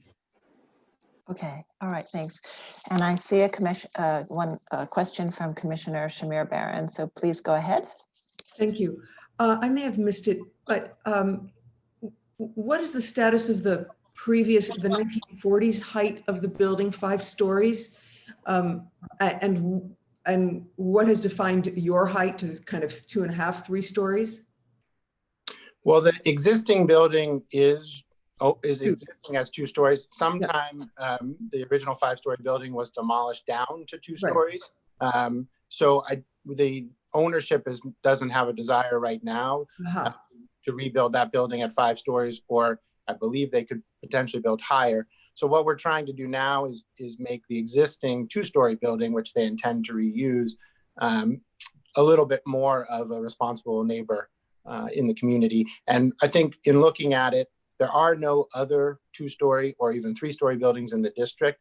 And, you know, in looking at it as just 2 stories, we had a lot of trouble. One, I think, closing that gap in an effective way, and also just at least participating in the spirit of the district, where most buildings do have a base and a shaft and a top. And in 2 stories, it's very difficult to do that. And I think the extended parapet allowed us to at least have the sort of conversation and details that the other buildings have, even at a larger scale. But so just to clarify, there are no zoning restrictions against an increased height here, certainly to 5 and potentially further taller. Correct. That's correct. Okay, Commissioner Jefferson. This is a handsome proposal, but I have one question. Essentially, it's a design issue, and it has to do with proportions. So the question for me is the upper level. It visually seems, the space seems higher than the second floor, the opening. And how do you decide on the proportion of the 3rd floor? I was looking at your section, and it seems to me that they're both 9'6", 9'6", and then the upper level, the top is a little wider. So how did you think about it architecturally, in a sense? I think what we try to do now, again, we were obviously we were using the existing floor and roof height, so those are somewhat immutable for us. But what our intention was that all of these dark anodized outside frames are the same size.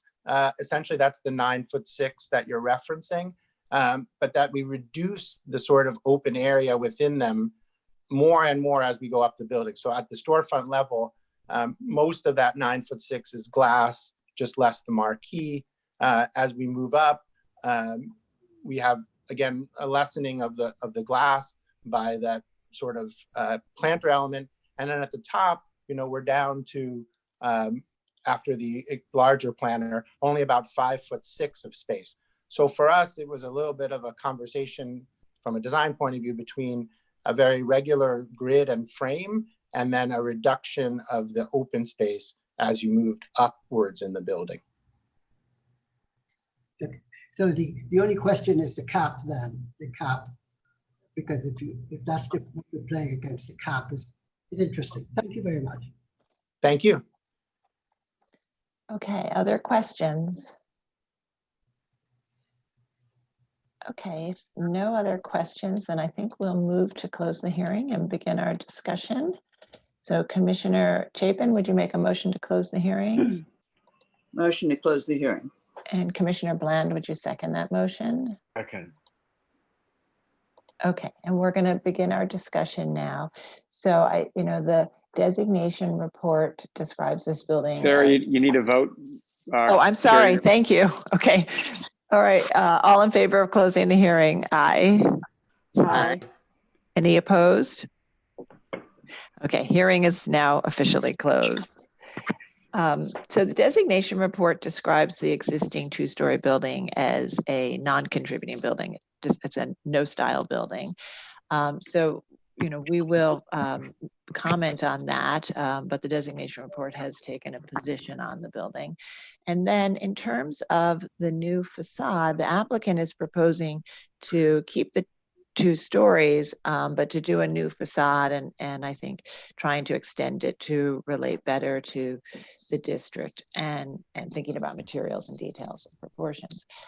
And, this district is characterized similarly to Ladies Mile with some early residential buildings that are of a sort of 3- and 4-story scale, and then by early loft buildings, and then some of those early residential buildings got new commercial facades, and ultimately the district also has large commercial buildings.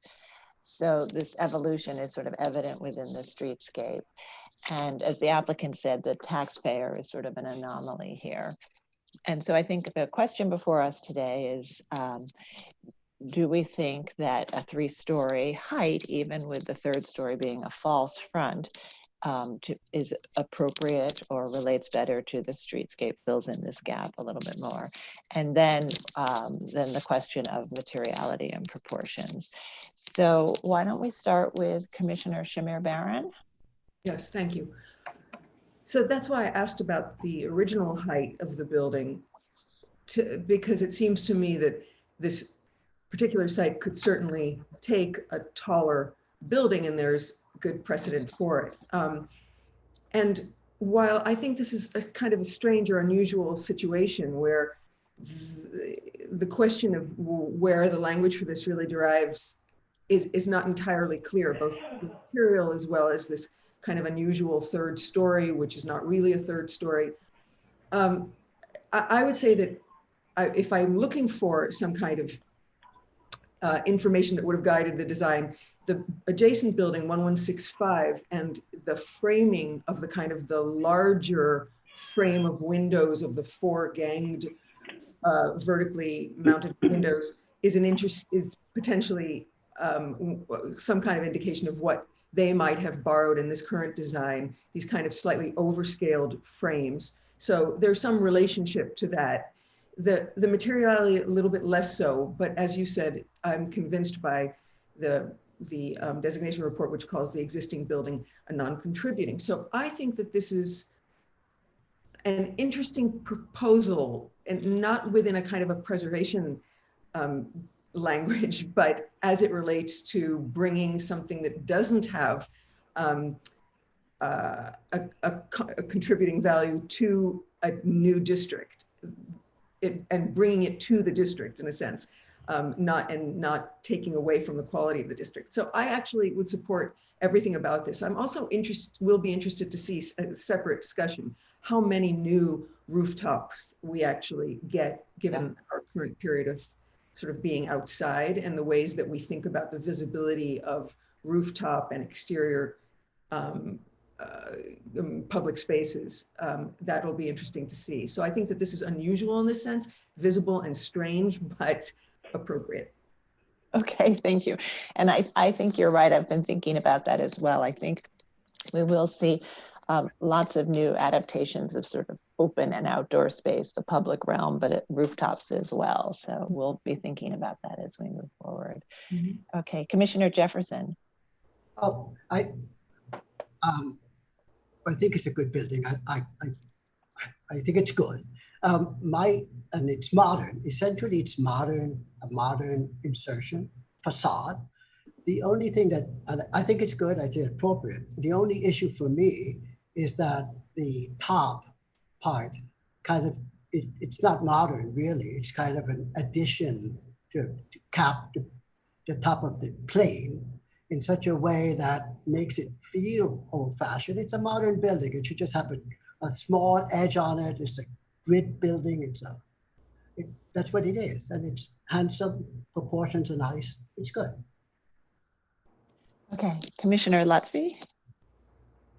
I happen to agree. I think it's a very good project. I think if you look at it within the context of the buildings that surround it, wherever that page is, it fits very nicely in terms of proportions and materiality.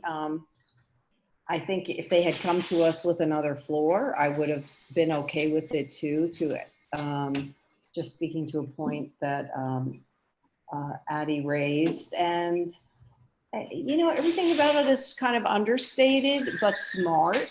And I actually love the sort of peekaboo greenery or mop of greenery that comes out on the you know, the third level. And that's it. Okay, Commissioner Bland. It shouldn't take a pandemic to make us New Yorkers want to use our roofs more, but I'm glad we are, and I'm glad that might be a result of this terrible time we're experiencing.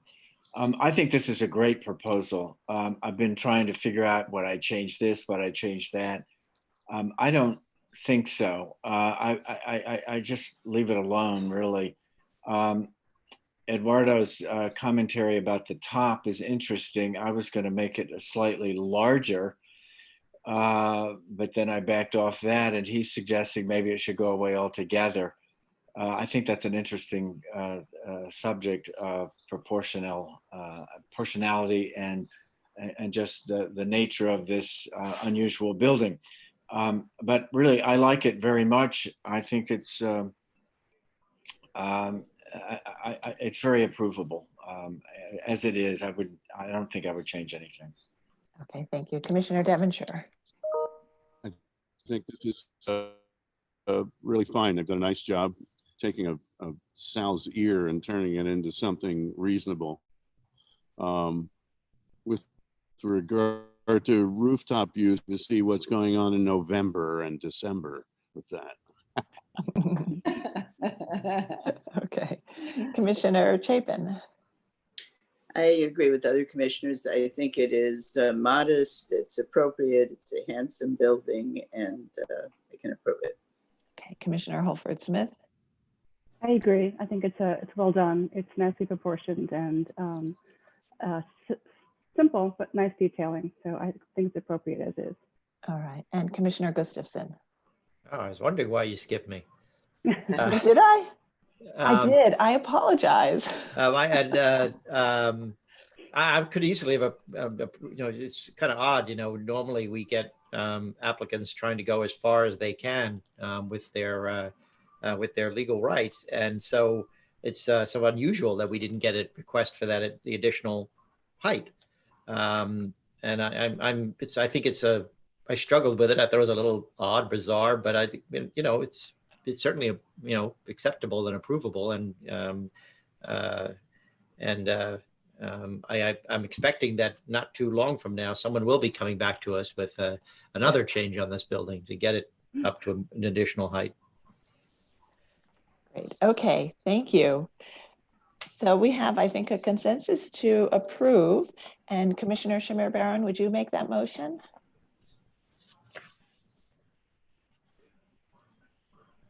Unmute me. Okay. In the matter of LPC 20080901177 Broadway, Madison Square North Historic District, a two-story taxpayer built in circa 1961 to 81, and the application is to alter the facade. I note that the Madison Square North Historic District describes 1177 Broadway as a two-story taxpayer. And I further note that the original building was highly altered by the demolition of the upper 3 stories of a mid-19th century building. And finally, I note the building is not one for which the historic district was designated. I recommend approval, finding that the replacement of the modern facade of this highly altered building constructed between 61 and 1981, will not detract from the streetscape of the historic district, and the proportions of the building and the height of the lower floors is comparable to those found on other buildings in the block, that the design of the proposed facade composed of limestone piers and spandrels with black finished aluminum storefront windows and enframelments is consistent with a variety of materials and composition of facades and storefronts at historic loft and commercial buildings in this historic district, that the proposed storefront signage featuring pin-mounted bronze letters will be well scaled to the facade, and that the proposed work will enhance the special architectural and historic character of the streetscape and the Madison Square North Historic District. And Commissioner Gustafson, would you second that motion? Second. Okay, and Rich, will you call the vote? Chair Carroll. Aye. Commissioner Bland. Aye. Commissioner Shamir Baron. Aye. Commissioner Chapin. Aye. Commissioner Devonshire. Aye. Commissioner Gustafson. Aye. Commissioner Jefferson. Aye. Commissioner Lutfi. Aye. Commissioner Holford Smith. Aye. Okay, with 9 in favor and none opposed, the motion carries. That's approved. Thank you. And we are a little ahead of schedule, so we're going to keep moving for 2 more items, and then we'll break for lunch. So Corey, do you want to just explain that a little bit when you read them in? Sure. So the next item is number 6, but because we are almost 45 minutes ahead of schedule, we will do item 7, which is 425 to 431 West 145th Street as the next item before we break for lunch. Then we'll take our lunch break until approximately 1 o'clock and take up from where we left off with item number 8, which is the one and only item that will be after lunch, and that's 130 St. Felix Street. So for anyone that is following along or wishes to testify for that item, it'll be the first item, the only item after lunch, approximately 1 o'clock.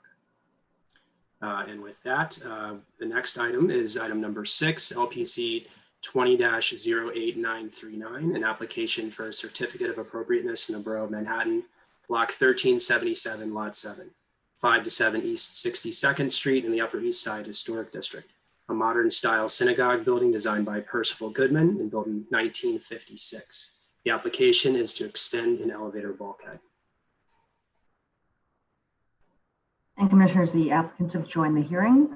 Please state your name for the record. You now have control of the presentation and you may begin. My name is Arthur Shaban. I'm the architect. Do I begin my presentation now? Okay. Yes, so, please go ahead. I'm the principal of Arthur Shaban Architects, and I'll be presenting this on behalf of the Fifth Avenue Synagogue. With me, advancing our slides, is Kristen Ziegler, who is the project architect. As you said, our building is located on the, Kristen, could you advance to the? You just need to click on the screen and then you can use the arrow keys.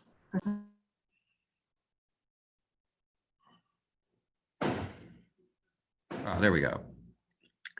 So our building is located on the south side of East 62nd. It's two buildings east of Fifth Avenue, between 1 East 62nd to the west and 9 East 62nd to the east. The building, as you said, was designed around 1956 by Percival Goodman, who was one of the premier mid-century synagogue architects in America, arguably in the country. This is a unique building in the historical district and a unique building in Manhattan. The congregation is thoroughly dedicated to preserving this important historic landmark by sensitive changes and significant infrastructure upgrades, thereby ensuring its usefulness and its relevance and its viability long into the future. So as you know from the submission, we're planning an extension of the elevator, which currently terminates on the 5th floor. This is to provide access to the existing original 6th floor roof level Sabbath apartment, mechanical area, and storage area. Creating this access requires that we enlarge and increase the height of the existing elevator bulkhead and the elevator machine room. The specific work we're proposing is required by the New York City Building Code, where it's mandated that any space being altered be rendered accessible. And the synagogue is planning a substantial alteration of the Sabbath apartment on the 6th floor roof level in conjunction with other mechanical upgrades and provision of badly needed storage spaces. And the extension to the shaft accomplishes this compliance. On the roof level also is the outdoor play yard for the preschool. And the elevator access to this level is very, very important for the functioning of the preschool. And this summer is actually our only opportunity to do this extension, or we will lose the fall season, thereby jeopardizing the preschool for 2020 and 2021. And I have to say we're very grateful to Landmarks for being so accommodating and ensuring that we make this precious summer construction schedule. There are components of this project that are illustrated in the documents other than the bulkhead that will be reviewed and hopefully approved by LPC at the staff level. They are not visible, and we're hoping to be issued a certificate of no effect for that work. So that fact is noted on the drawing. So today we're focusing only on the bulkhead. So let's go to the next image, please.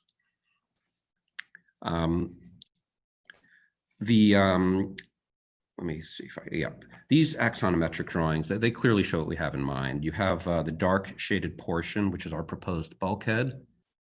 Kristen, if you can point that out. And that this is again specifically what we're asking you to review and approve. The first set of diagrams on the left side are the existing, and the two diagrams on the right side are the proposed. And that's generally the pattern that will follow throughout this presentation. Looking at the proposed diagram, the first is viewed from the southeast. You're looking toward the west. You can see where we noted East 62nd Street. And the second on the right is viewed from the northwest. You're looking eastward from the rear of the building. You can see from the southeast diagram that we're setting back the building 10 feet from the building plane as required by code, and we're ascending 19 feet 2 inches above the roof of the Sabbath apartment. Directly to the north of our bulkhead, between the bulkhead and the chiller, and you'll see this more clearly in upcoming images, is a light well, an air shaft that provide northeastern exposure and ventilation to our neighboring building at 1 East 62nd. So to summarize, the exact placement of the bulkhead is based really on 3 factors. One, obviously, is the location of the existing shaft. 2, boy, they're doing construction in my building here. I hope that's not bothering you. 2 is compliance with the zoning setbacks. And 3 is the balance between the relative impact of the bulkhead on the historic district, on the neighboring buildings, and on the integrity of our historical resource. Let's go to the next drawing, please. These are the rendered elevations from East 62nd, again on the left existing, on the right proposed, and the red arrow points to the bulkhead addition that we're asking you to approve. Anything else that is new is not visible from the street, and that is what we are hoping will be reviewed and approved at the staff level. Just go to the next. These are the rear elevations, again existing on the left, proposed on the right. You can see our bulkhead hidden behind that gray rectangle, which is the chiller. Kristen, if you can point to that, please. And you can see in these elevations also the preschool play yard delineated by the black line of the fence. You can see that over there. So let's go to the next, please. I want to point out on the photo on the left what I believe is a 1938 addition to 1 East 62nd. That's a townhouse that was originally designed in 1905 by Horace Trumbauer. And you can see the addition marked with a red arrow and how it sits above the original cornice line of the Trumbauer building. Our elevator bulkhead will be set back from and above Percival Goodman's idea of a cornice, and it will blend in with the addition to the townhouse, along with all the other, what I call the sort of above the cornice additions that characterize the street, characterize the district. We show you also in this slide 2 concepts we were exploring for the bulkhead. In consultation with LPC staff, we decided to match the Goodman precast concrete facade, which is shown in the middle images. Right there, yes. The bottom 2 images right below where Kristen is pointing, you can see in light blue shading the area of the roof where we're proposing the bulkhead, positioning the bulkhead and the machine room. And on the right are just general images of the rear of the building. Next slide, please. So this is our roof. On the left, you have the preschool play yard, and you can see very clearly there the light well, which we've marked out. And you can see how we will be positioning the bulkhead between that light well and the setback from East 62nd. The image on the right is taken from the mechanical portion of the roof structures looking north. You can see where Kristen's where that hand is, that's the air shaft, and you can see a window there. And the to the left of on the 62nd Street side is the Sabbath apartment. Let's go to the next. So these are views of our building looking northwest. Again, left existing, right proposed. You can clearly see here on the image on the right that the bulkhead is basically quite innocuous, blending in with the addition to 1 East 62nd, as well as with the overall texture of other rooftop features that are quite typical in this district, in all of Manhattan, in fact. Let's go to the next image, please. So here, getting a bit closer, still looking northwest though, you can see our bulkhead and how it disappears into that rooftop world of bulkheads, additions, be they water towers, penthouses, greenhouses, all the elements that are quite typical in this district. Next image, please. And here we're looking directly to the north, again, existing on the left, the proposed on the right. Christian was just pointing to the bulkhead. And then finally, the next image, please. You're walking further down the block westward, and this is basically the last glimpse you get of the bulkhead as you walk westward, looking east, looking northeast. You can see here also the addition to 9 East 62nd Street, similarly set back about 10 feet from the cornice line. Let's go to the next, please. These next images show you in more detail and plan the location of our elevator shaft, shown in dark blue in the image on the right. And you can see how the elevator will discharge into a small lobby. Kristen, if you can point that out, please. Right there. And then it will provide access to the play yard for the kids, for the preschool, and then access to the renovated apartment and storage and mechanical areas. Let's go to the next. So now you're up at the next level. You're at the top bulkhead level, and you can see the existing roof in the drawing on the right, and then the proposed footprint of the bulkhead in the, in the drawing on the right is the proposed. And then you can also see clearly delineated the light well and air shaft for 1 East 62nd. You can see our bulkhead is 12 feet, 10 3/4 inches in the east-west direction, and 19 feet, 1 1/4 inches going toward the north. Next slide, please. This is showing you the existing conditions sightline in the area where the bulkhead will be placed, and the next image shows you the proposed, and I'll point out here the strong, what we're calling it a cornice line of Mr. Goodman's design, and how the bulkhead is set back the 10 feet, as we previously discussed. The next slides, please. These are detailed elevations at the roof level, none of which would be visible from the street, but they're included to explain the placement of the bulkhead. And if you focus on the bottom drawing, it clearly shows the relationship of our bulkhead to both the light well on the right side there where Kristen, and then the left where the street, the 10-foot setback from the street is. Next image, please. This is a computer model showing you basically the same thing. The bulkhead placed between the light well air shaft and the 10-foot setback from the street. And of course, basically positioned by the location of the existing elevator shaft. Next image, please.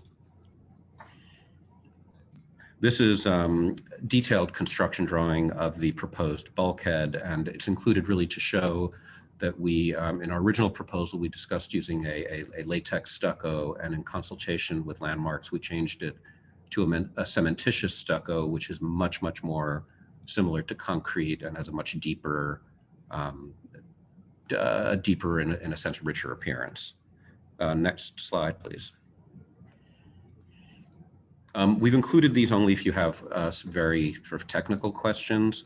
I don't think they're really relevant so much for this discussion. This is certainly the elevator pit, which is not relevant, but the next image, please. More relevant is the plan at the upper level where the controller and the hoist will be located. And we've provided the minimum clearances around equipment to comply with both code and to facilitate ease of maintenance following the requirements of VDA, which is they were our consulting elevator engineers. Next slide, please. This is a detailed section of the same. And then finally, please, next image. So we will conclude our presentation with these images looking to the east and to the west of the building. And again, our feeling is that the bulkhead is a fairly innocuous necessity that blends in reasonably well to the cityscape. And Thank you. with that, we are finished. Great. Thank you for your presentation. Commissioners, do we have any questions at this time? All right, not seeing any questions. We will move to public testimony. And if you've joined the meeting and wish to speak, please raise your hand so we can identify you. And we will start with anyone who signed in advance first. And I will turn it over to Lisa now. Great. And the first person I'm bringing in is Laura. Second. And Laura, you just need to unmute yourself, I think. All right, can you hear me? Yes. Okay. Yes, we can. Laura Sicki, representing Friends of the Upper East Side Historic Districts. Architect Percival Goodman is considered a leading theorist of modern synagogue design. At Fifth Avenue Synagogue, as in many of his designs, he sought to interpret Jewish tradition in modern ways. Friends understands the need and applauds the applicant for making the rooftop playground and penthouse apartment accessible. In addition, we appreciate the concern with the neighboring building light shaft and the subdued color palette of the proposed bulkhead. However, Friends Preservation Committee believes it to be excessively large and visible. The proposed addition will significantly interfere with the building's strong cornice, severely altering the modern design. Friends encouraged the applicant to work with the commission to find an alternate solution for the accessibility problem, one that is less intrusive and visible. Thank you. Okay, thank you, Laura. And next, bringing in Kelly Carroll.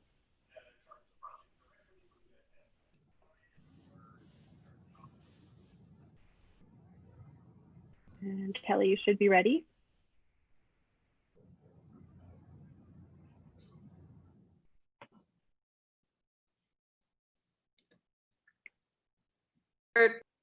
Is considered the master of modern synagogue design, and this outcropping from the roof line should be reduced as much as possible to preserve the building as he intended it. As proposed, it visually disrupts the clean planes of this simple, elegant building. Thank you. Great, thank you, Kelly. And we don't have anybody else signed up, and I don't see any hands raised. Rich, have we received any written testimony? Yes, in addition to some of the testimony you've just heard in written form, we've received a resolution from Community Board 8 recommending approval. Okay, thank you. All right, Mr. Chabon, would you like to respond to some of those comments that were made? Sure. In terms of the visibility of it in plan from front to back, I mean, there we are truly squeezed. There's no place to go to the north because of the shaft, which I think it would be terrible to block the air shaft, and we cannot shift to the south because of our setback. So we really are kind of limited in what we can do. We're very sensitive to, and we appreciate and agree with the general sentiment about the building. And the position of the synagogue is they want this building to be around for the next 100 years. And if we can do what we need to do to make it functional, it's more likely to be around for the next 100 years as a synagogue serving its function. So we would like to encourage you to consider these restrictions, these limitations that we are up against. All right, thank you. Commissioners, do we have any final questions? I see Commissioner Jefferson has a question. Please go ahead. If you could go back to your section that's the elevator. I just have one question, and Of course. The section of the technical one from the elevator consultant, or the architectural one? Architectural one. Okay. Kristen, can you do that, please?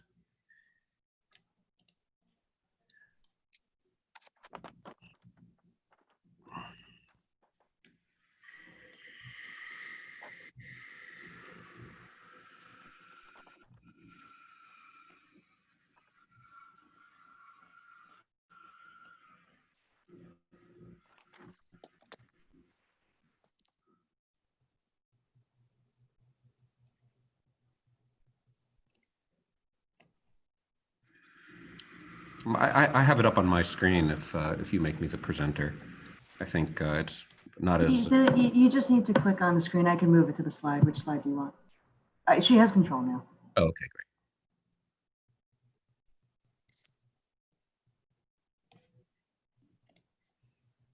There we go.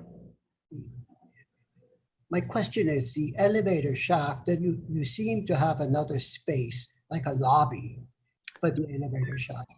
Am I correct? Like you have the elevator, you go through the door, you have a lobby, and then you go outside. Is that? Yeah. Well, yeah. Let's, Kristen, can you point out one of the things that's kind of odd, a little bit difficult to read in these drawings, is that Kristen, can you point out the level, the roof level, actually, please?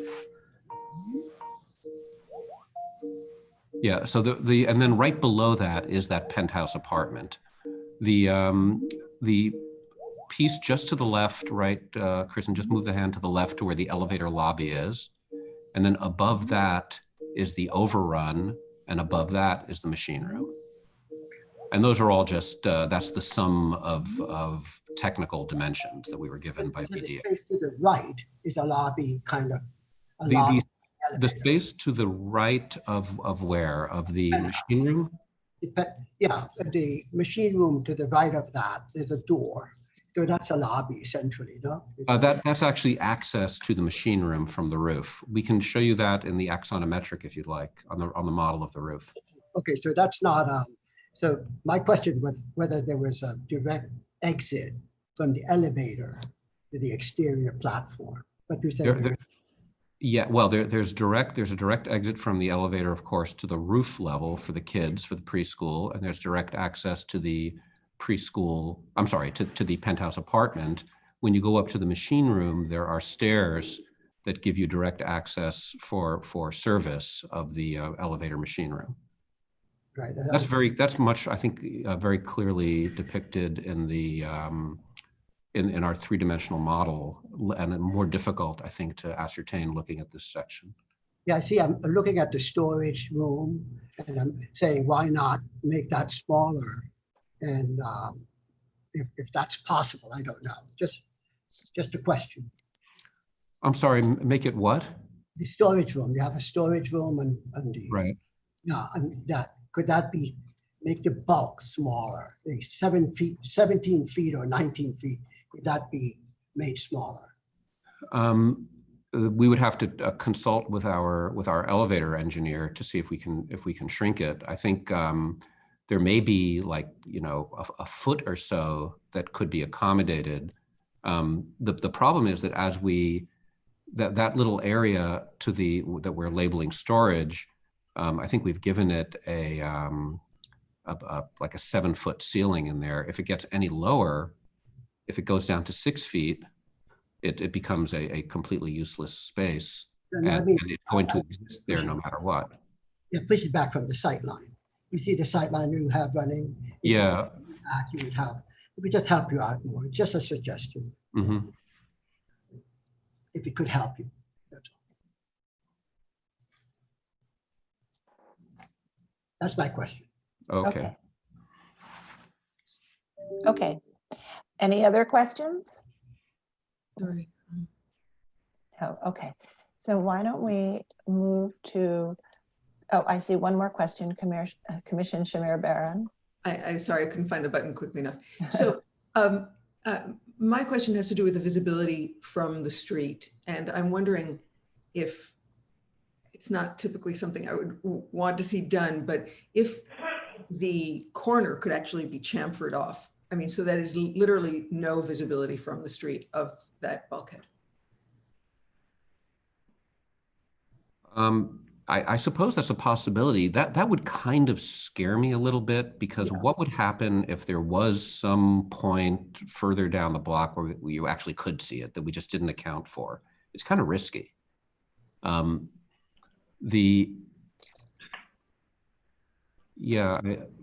maybe stepping it might be better, but I just don't know that we can reduce the height. The height of the machine room is it's all mandated by elevator requirements, and that area to the south of the machine room are all the controls for the elevator. So I mean, believe me, we're very, very sympathetic to your position on this. But I don't know of an alternative. Okay, Commissioner Halford Smith. I had a similar question, whether the elevator machine room could have a little step in it so that you reduce its visibility, and that the exhaust fan could be moved out of the line of sight as well. So I know that we'd have to go back to Van Dusen to see if they could, re-lay out the elevator machine room, but that might be a possibility to reduce visibility of the bulkhead.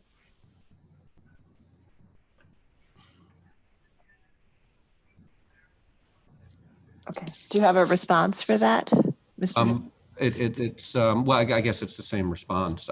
It would be something we would have to, the mandate that we gave our elevator engineer was come up with the absolute smallest machine room and overrun that you could come up with, and this is what they gave us.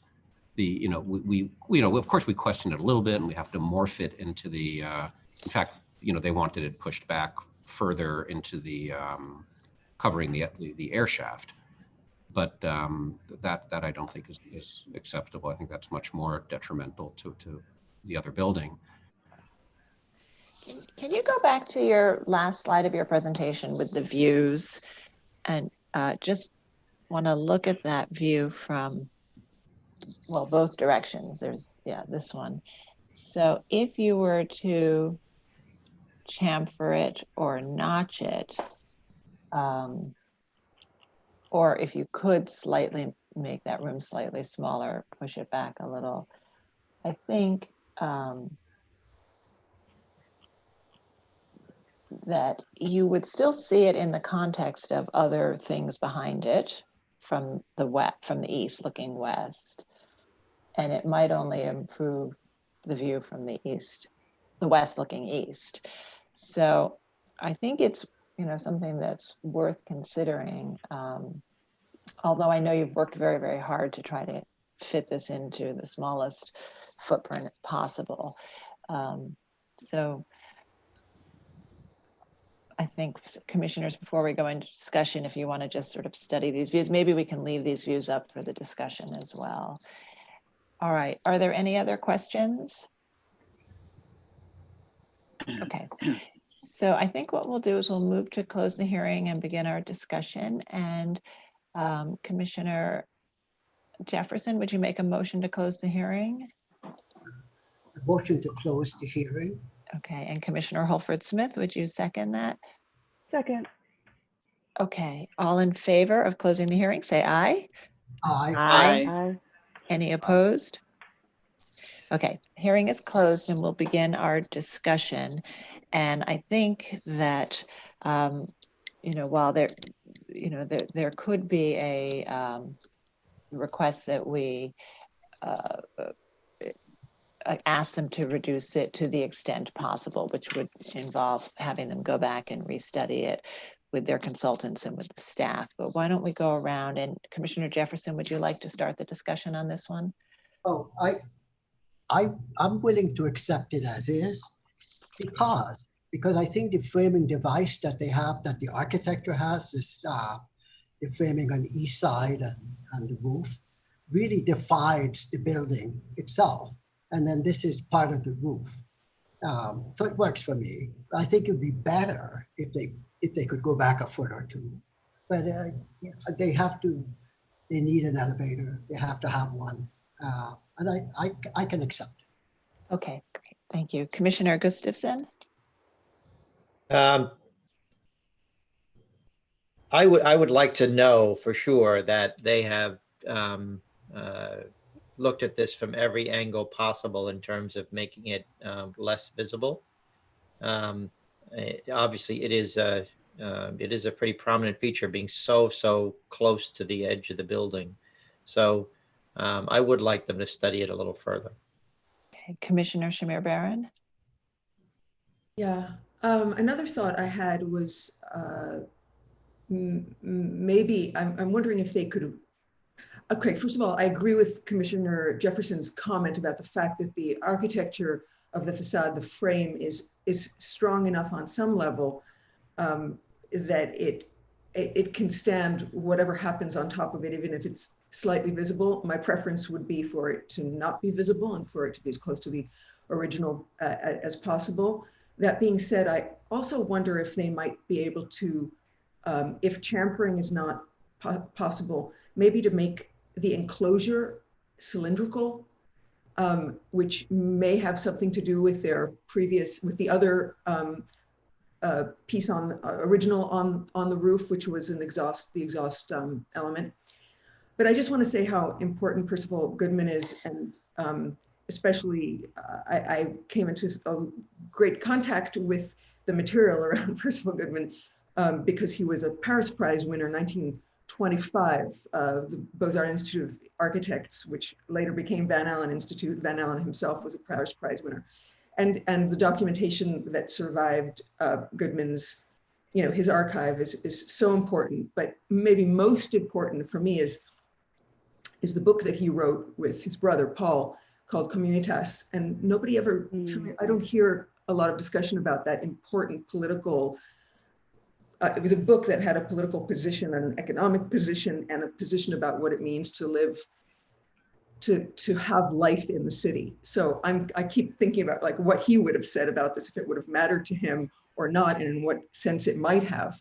In any event, I know that this application is trying to do the best it can, so I would support whatever needs to happen here. But I think, again, to work maybe one more step in trying to limit its visibility and or have that visibility be sort of in the context of the previous accretions on that roof.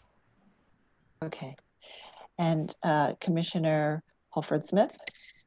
I agree with what the comments of my fellow commissioners. Even though that frame cornice line is very strong, it would be preferable to see less of the bulkhead if possible. So I think that they should work very hard to push it back as much as they can. But I think some visibility would be acceptable if necessary. Commissioner Chapin? I can approve it because I do believe it is necessary. At the same time, I would like to see the applicant work with the staff to reduce it, if at all possible, as much as it can be reduced. And the last thing, I really think that because it is visible over the primary facade, that the material should not make it appear to be part of the original building. I think that's very important, that whatever material and color not be trying to replicate in any way the existing building, because I think that's a mistake, because we really want to distinguish this as an accretion. But that said, I can approve it. And it is a beautiful building by a great architect. And Commissioner Devonshire? It needs to be minimized as much as possible, commissioners. Okay. And would you be comfortable with them working with the staff to find the way to minimize that as much as possible?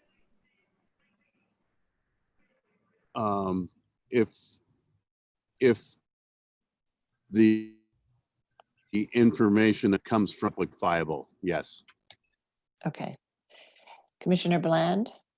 Yeah, I'm fine with working with staff. If they can minimize it, fine.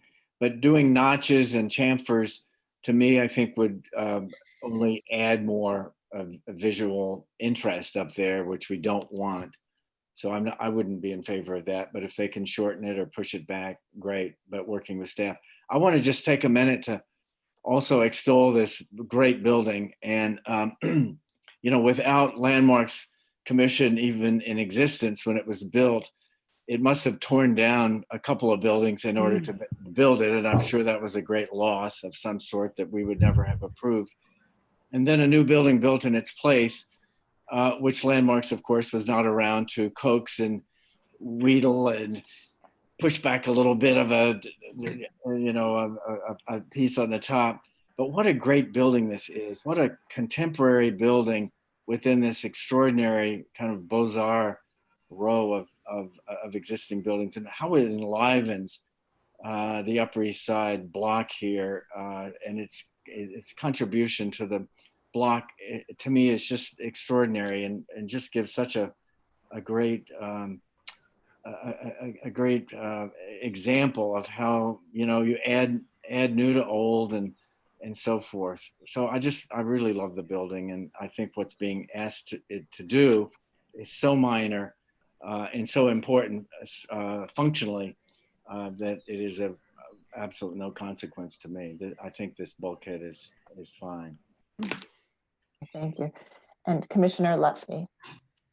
I agree with my fellow commissioners that the project's fine, and I could approve it with the applicant working with staff to try to minimize or reduce the height as much as possible and visibility. Great. Okay, thank you. So I think we do have enough to vote to approve it with the modification that they continue to work with staff to make it as minimally visible as possible. So I'll go ahead and read this motion. So in the matter of LPC 20-08939, an application for a certificate of appropriateness in the Borough of Manhattan, 5-7 East 62nd Street in the Upper East Side Historic District, a modern style synagogue building designed by Percival Goodman and built in 1956. This is an application to extend an elevator bulkhead.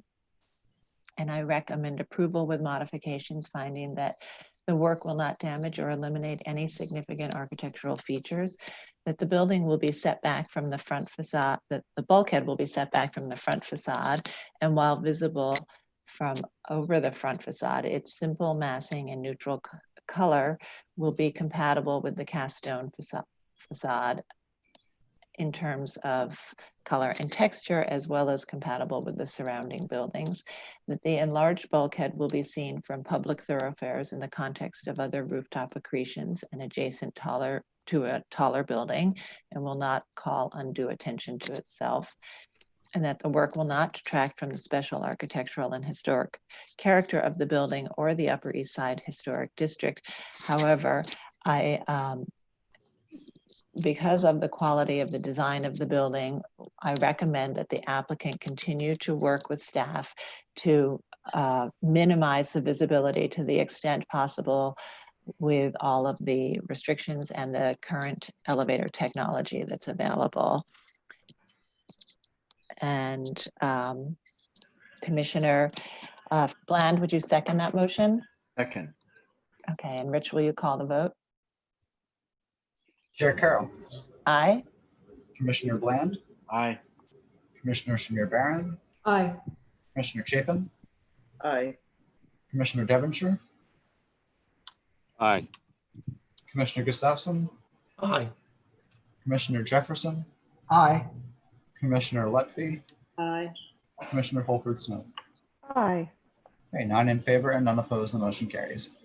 Okay, so it's approved with that condition that you continue to work with the staff. So please do that, and good luck with the project.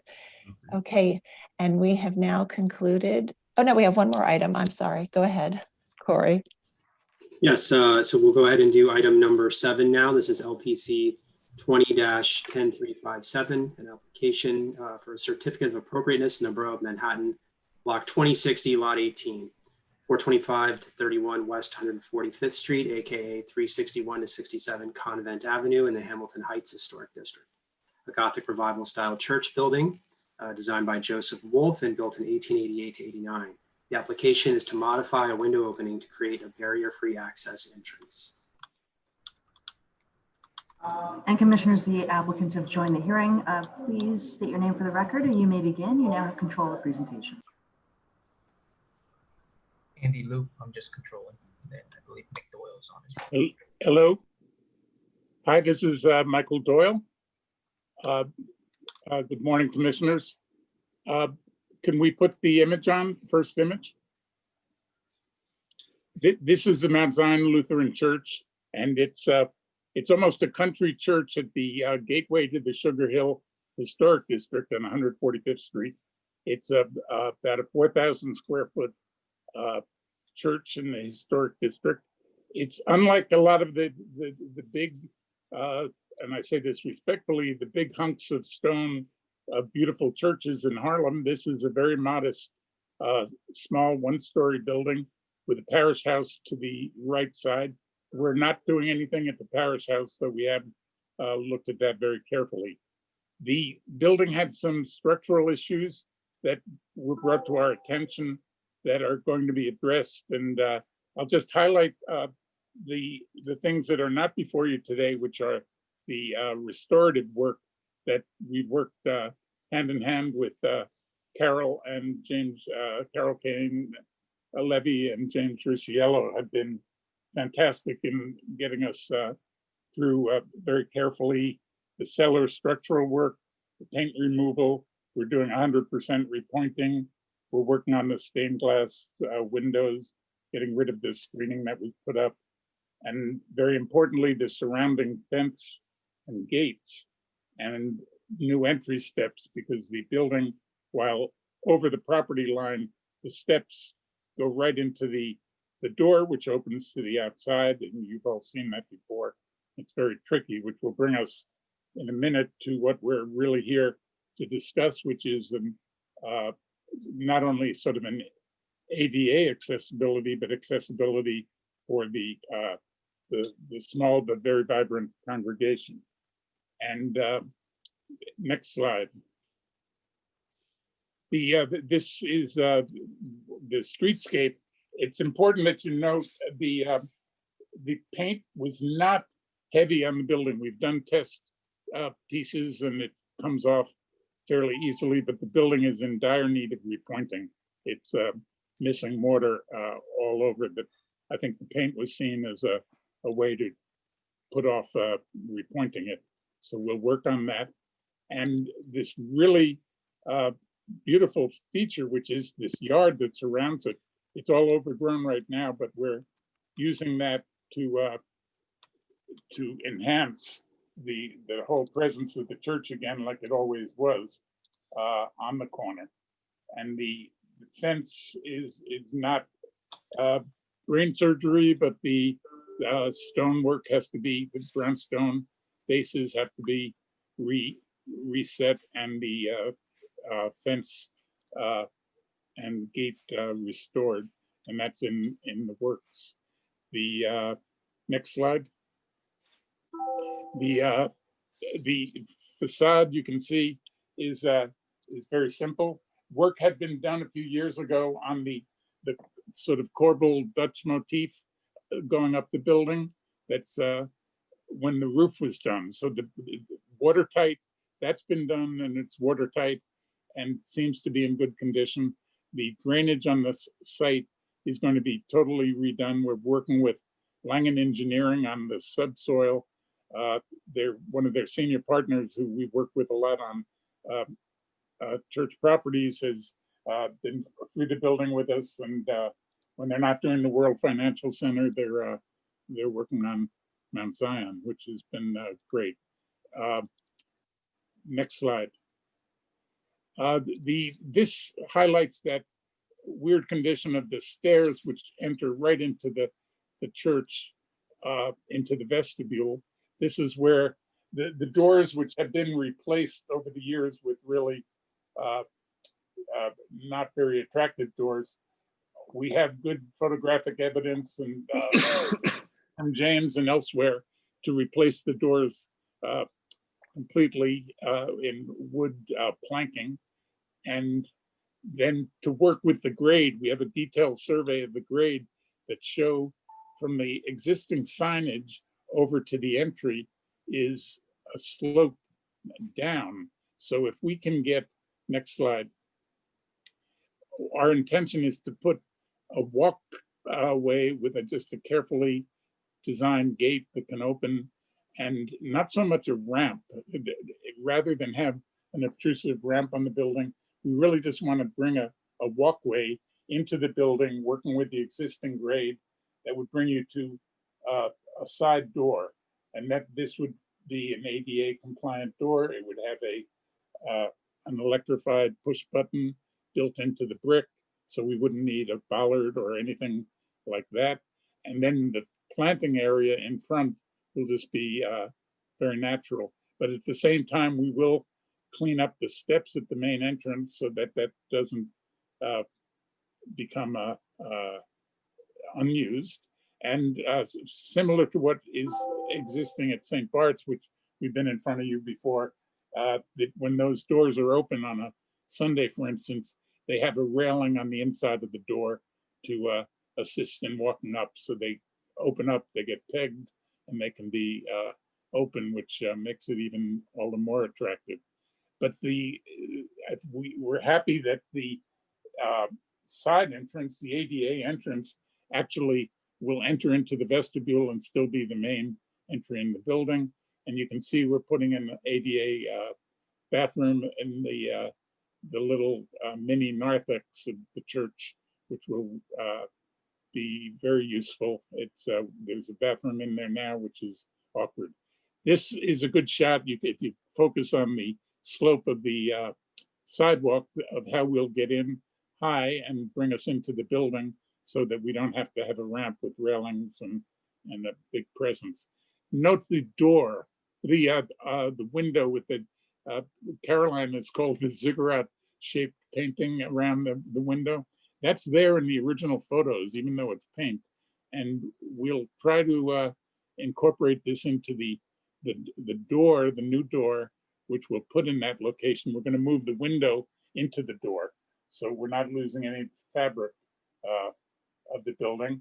And while the front door will be a traditional red on this Lutheran church, the side door will be the what we expect is the color of the window trim around the building. We're getting a final paint analysis done now, but in my with my own knife scraping the paint, it looks like this was the original color.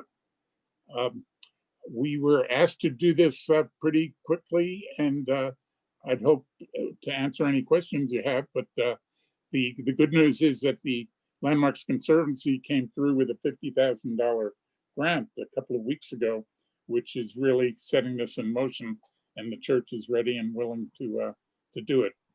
There's a good shot of the paint removal, which was done in one coating, so we're optimistic we're going to get a good look to this, especially with the crispness of the correct mortar detailing. And again, Andy's boosting me here with the gate will be not a big pronounced gate, but just something that could be opened during service period and would be a natural way to get in. Another shot of the gate location, but just in a weird way, having grown up on 14th Street, any little stretch of a garden excites me. So this is going to be a nice addition, and the community board all were very interested in how this would take shape after we get this work done. Next, that's the mini ziggurat window that we talked about. You can see that that was painted on, and for whatever reason has been painted there since for a long time. Even before the basic building was painted, there was always the linteling and the sides painted in an old historic photo. And again, the more technical drawings.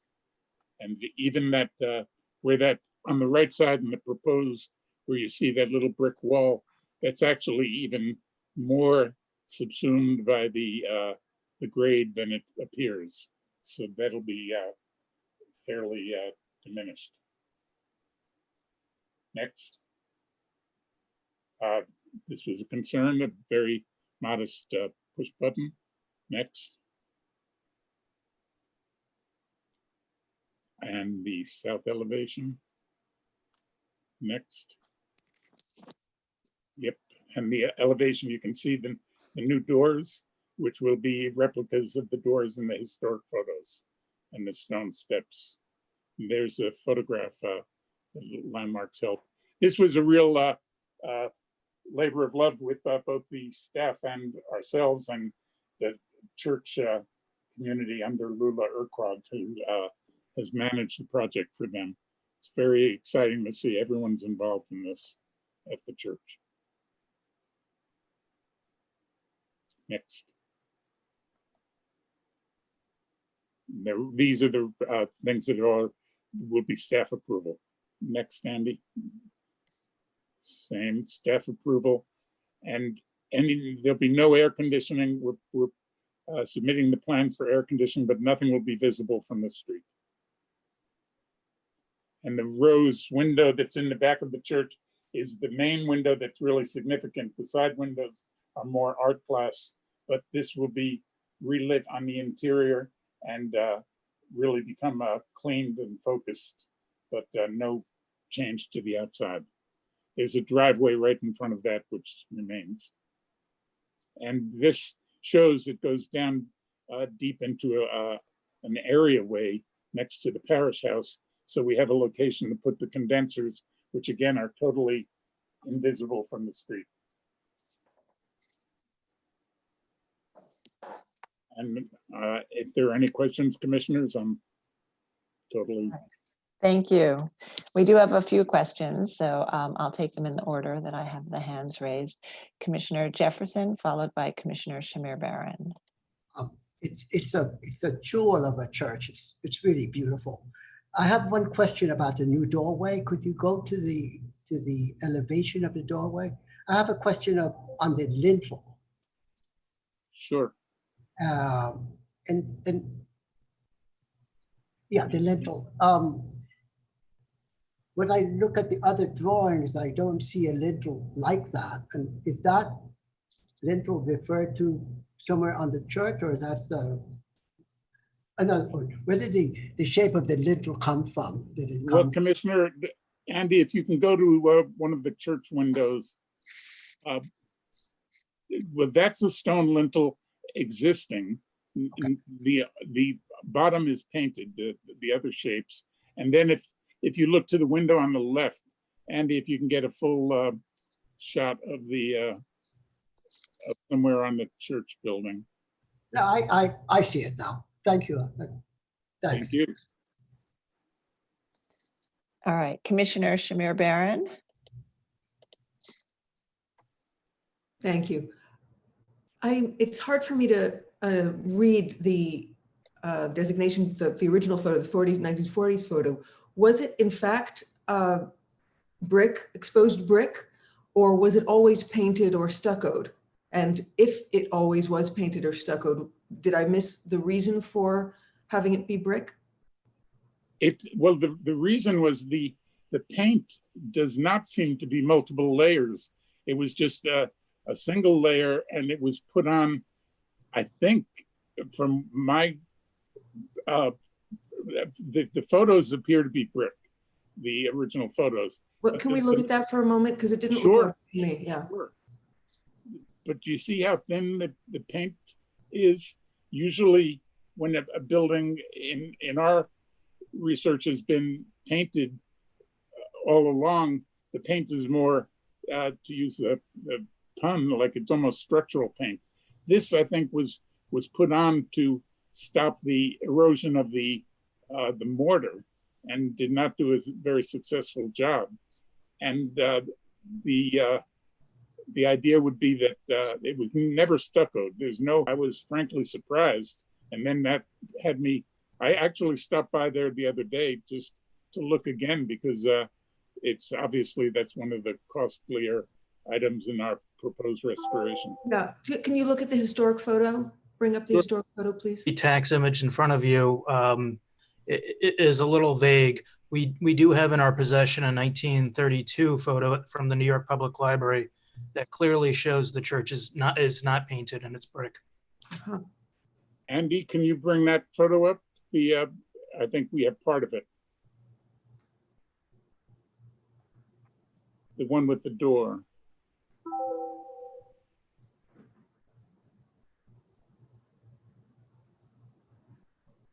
No. That one doesn't necessarily show that either. I believe that's part of the 1940 photo. Yeah. It is. Okay, then I don't have the 32 photo. Okay. But the staff does have it in their files and is able to zoom in on it in a way that we can't do here. Okay. Other questions? All right. Let's see if we have any public testimony. If there's anyone in the meeting who would like to testify, please raise your hand so we can identify you. And I'm going to turn it over to Lisa.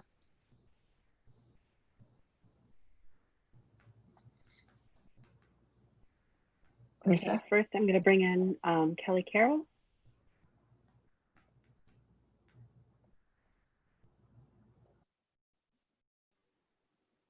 Okay, Kelly, you should be ready.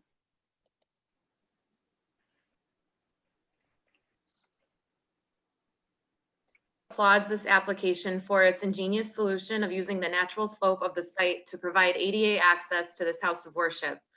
Removing the window for a new door opening within the main entrance is both necessary and appropriate for access, but what will become of the salvage window after its removal? In a time when Harlem's churches are threatened and being lost to development pressure, this proposal is most welcome. Thank you. Okay, thank you, Kelly. And I don't see anybody else with their hand raised for this item. Okay, and Rich, thanks. Rich, have we received any written testimony? We just have a resolution from Community Board 9 recommending approval. Okay, thank you. All right. If there are no final questions, we can move to close the hearing. So I'm going to start to unmute, but if anyone does have any final questions, please raise your hand. Okay. Commissioner Shamir Barron, would you make a motion to close the hearing? So moved. And Commissioner Lutfi, would you second that motion? Second. All in favor? Say aye. Aye. Aye. Any opposed? Okay, the hearing is closed and we'll move to our discussion. And why don't we start with Commissioner Holford Smith? Would you like to start with this one?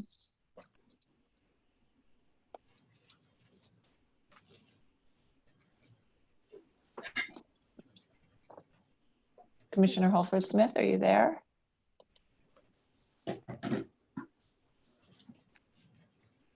Anne?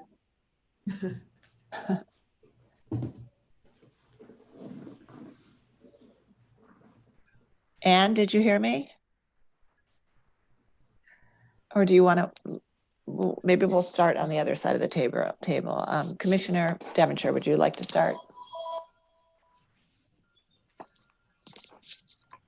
This is an admirable project, and I think everything about it is approvable. Thank you. Thank you. Okay, and Commissioner Bland? I'll ditto that, but I'll say it much slower. I think it's very ingenious and a wonderful little building that I have never seen before. All right, Commissioner Lutfi? Agree wholeheartedly. Okay, Commissioner Jefferson? Lovingly done by the architect, thoughtful, wonderful project. Okay, Commissioner Gustafson? Yeah, this is warm my preservationist heart Tuesday. getting people doing, things that we rarely see. This is perfect, absolutely wonderful approach to accessibility. Commissioner Shamir Barron. Very beautifully done, appropriate. Okay, and Commissioner Alfred Smith. Yeah, sorry, I had technical difficulties Sorry. earlier. Hopefully you can hear me.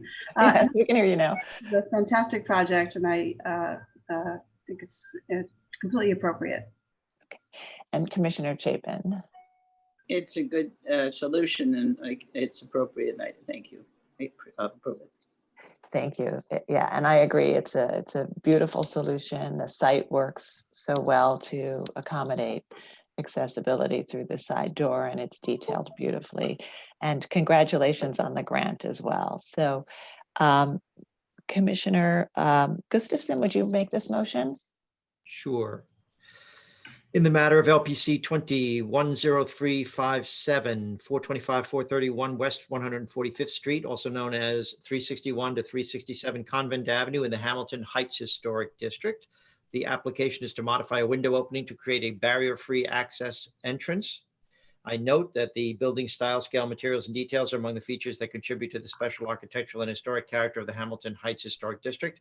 I recommend approval, noting that the proposed work will provide barrier-free access to the church in the least intrusive manner possible, that the existing stained glass window will be salvaged and incorporated into the new door, that the new opening will feature a brownstone tinted cast stone lintel, similar to others on the building, and the door will match the details of the historic front doors, which are being restored, that the concrete ramp will be installed within the fenced areaway and its low profile and dark gray finish will blend with the site, that the new entry gate will be well integrated into the historic fence, and that the new metal sign to be located at the chamfered corner of the fence will match the historic sign in terms of size and placement, and is a typical feature of church buildings of this age and style. And Commissioner Bland, would you second that? Second. And Rich, will you call the vote? Chair Carroll. Aye. Commissioner Bland. Aye. Commissioner Shamir Barron. Aye. Commissioner Chapin. Aye. Commissioner Devonshire. Aye. Commissioner Gustafson. Aye. Commissioner Jefferson. Aye. Commissioner Lefty. Aye. Commissioner Holford Smith. Aye. Okay, 9 in favor and none opposed. The motion carries. All right, that's approved. Thank you very much. Thank you, commissioners. Okay. So that concludes our morning session. We are now going to break for lunch for 30 minutes. We'll actually plan on coming back about 10 after 1, and that will give people 5 minutes to enter into the meeting, and so that we should start our first item at about 1:15. So the commissioners, you just need to turn your cameras and your mics off. And for members of the public who are attending the meeting, you will need to exit the meeting now and then re-enter at about 10 after 1. And as I said, we take about 5 minutes to make sure everyone has entered back into the meeting. So we'll see you all in about a half an hour, a little bit longer. Thank you. Sarah, I'm recused from the next item, so I think I'm signing off for today. Is that All right? right. Have a great afternoon. Thank you. All right. So there's still people in the that are signed in as attendees. We're asking everybody to leave. I see Charles Cohen, Doug Morrow, Janet, Lucy, and Sandy. We're asking if you could all leave at this time and then come back.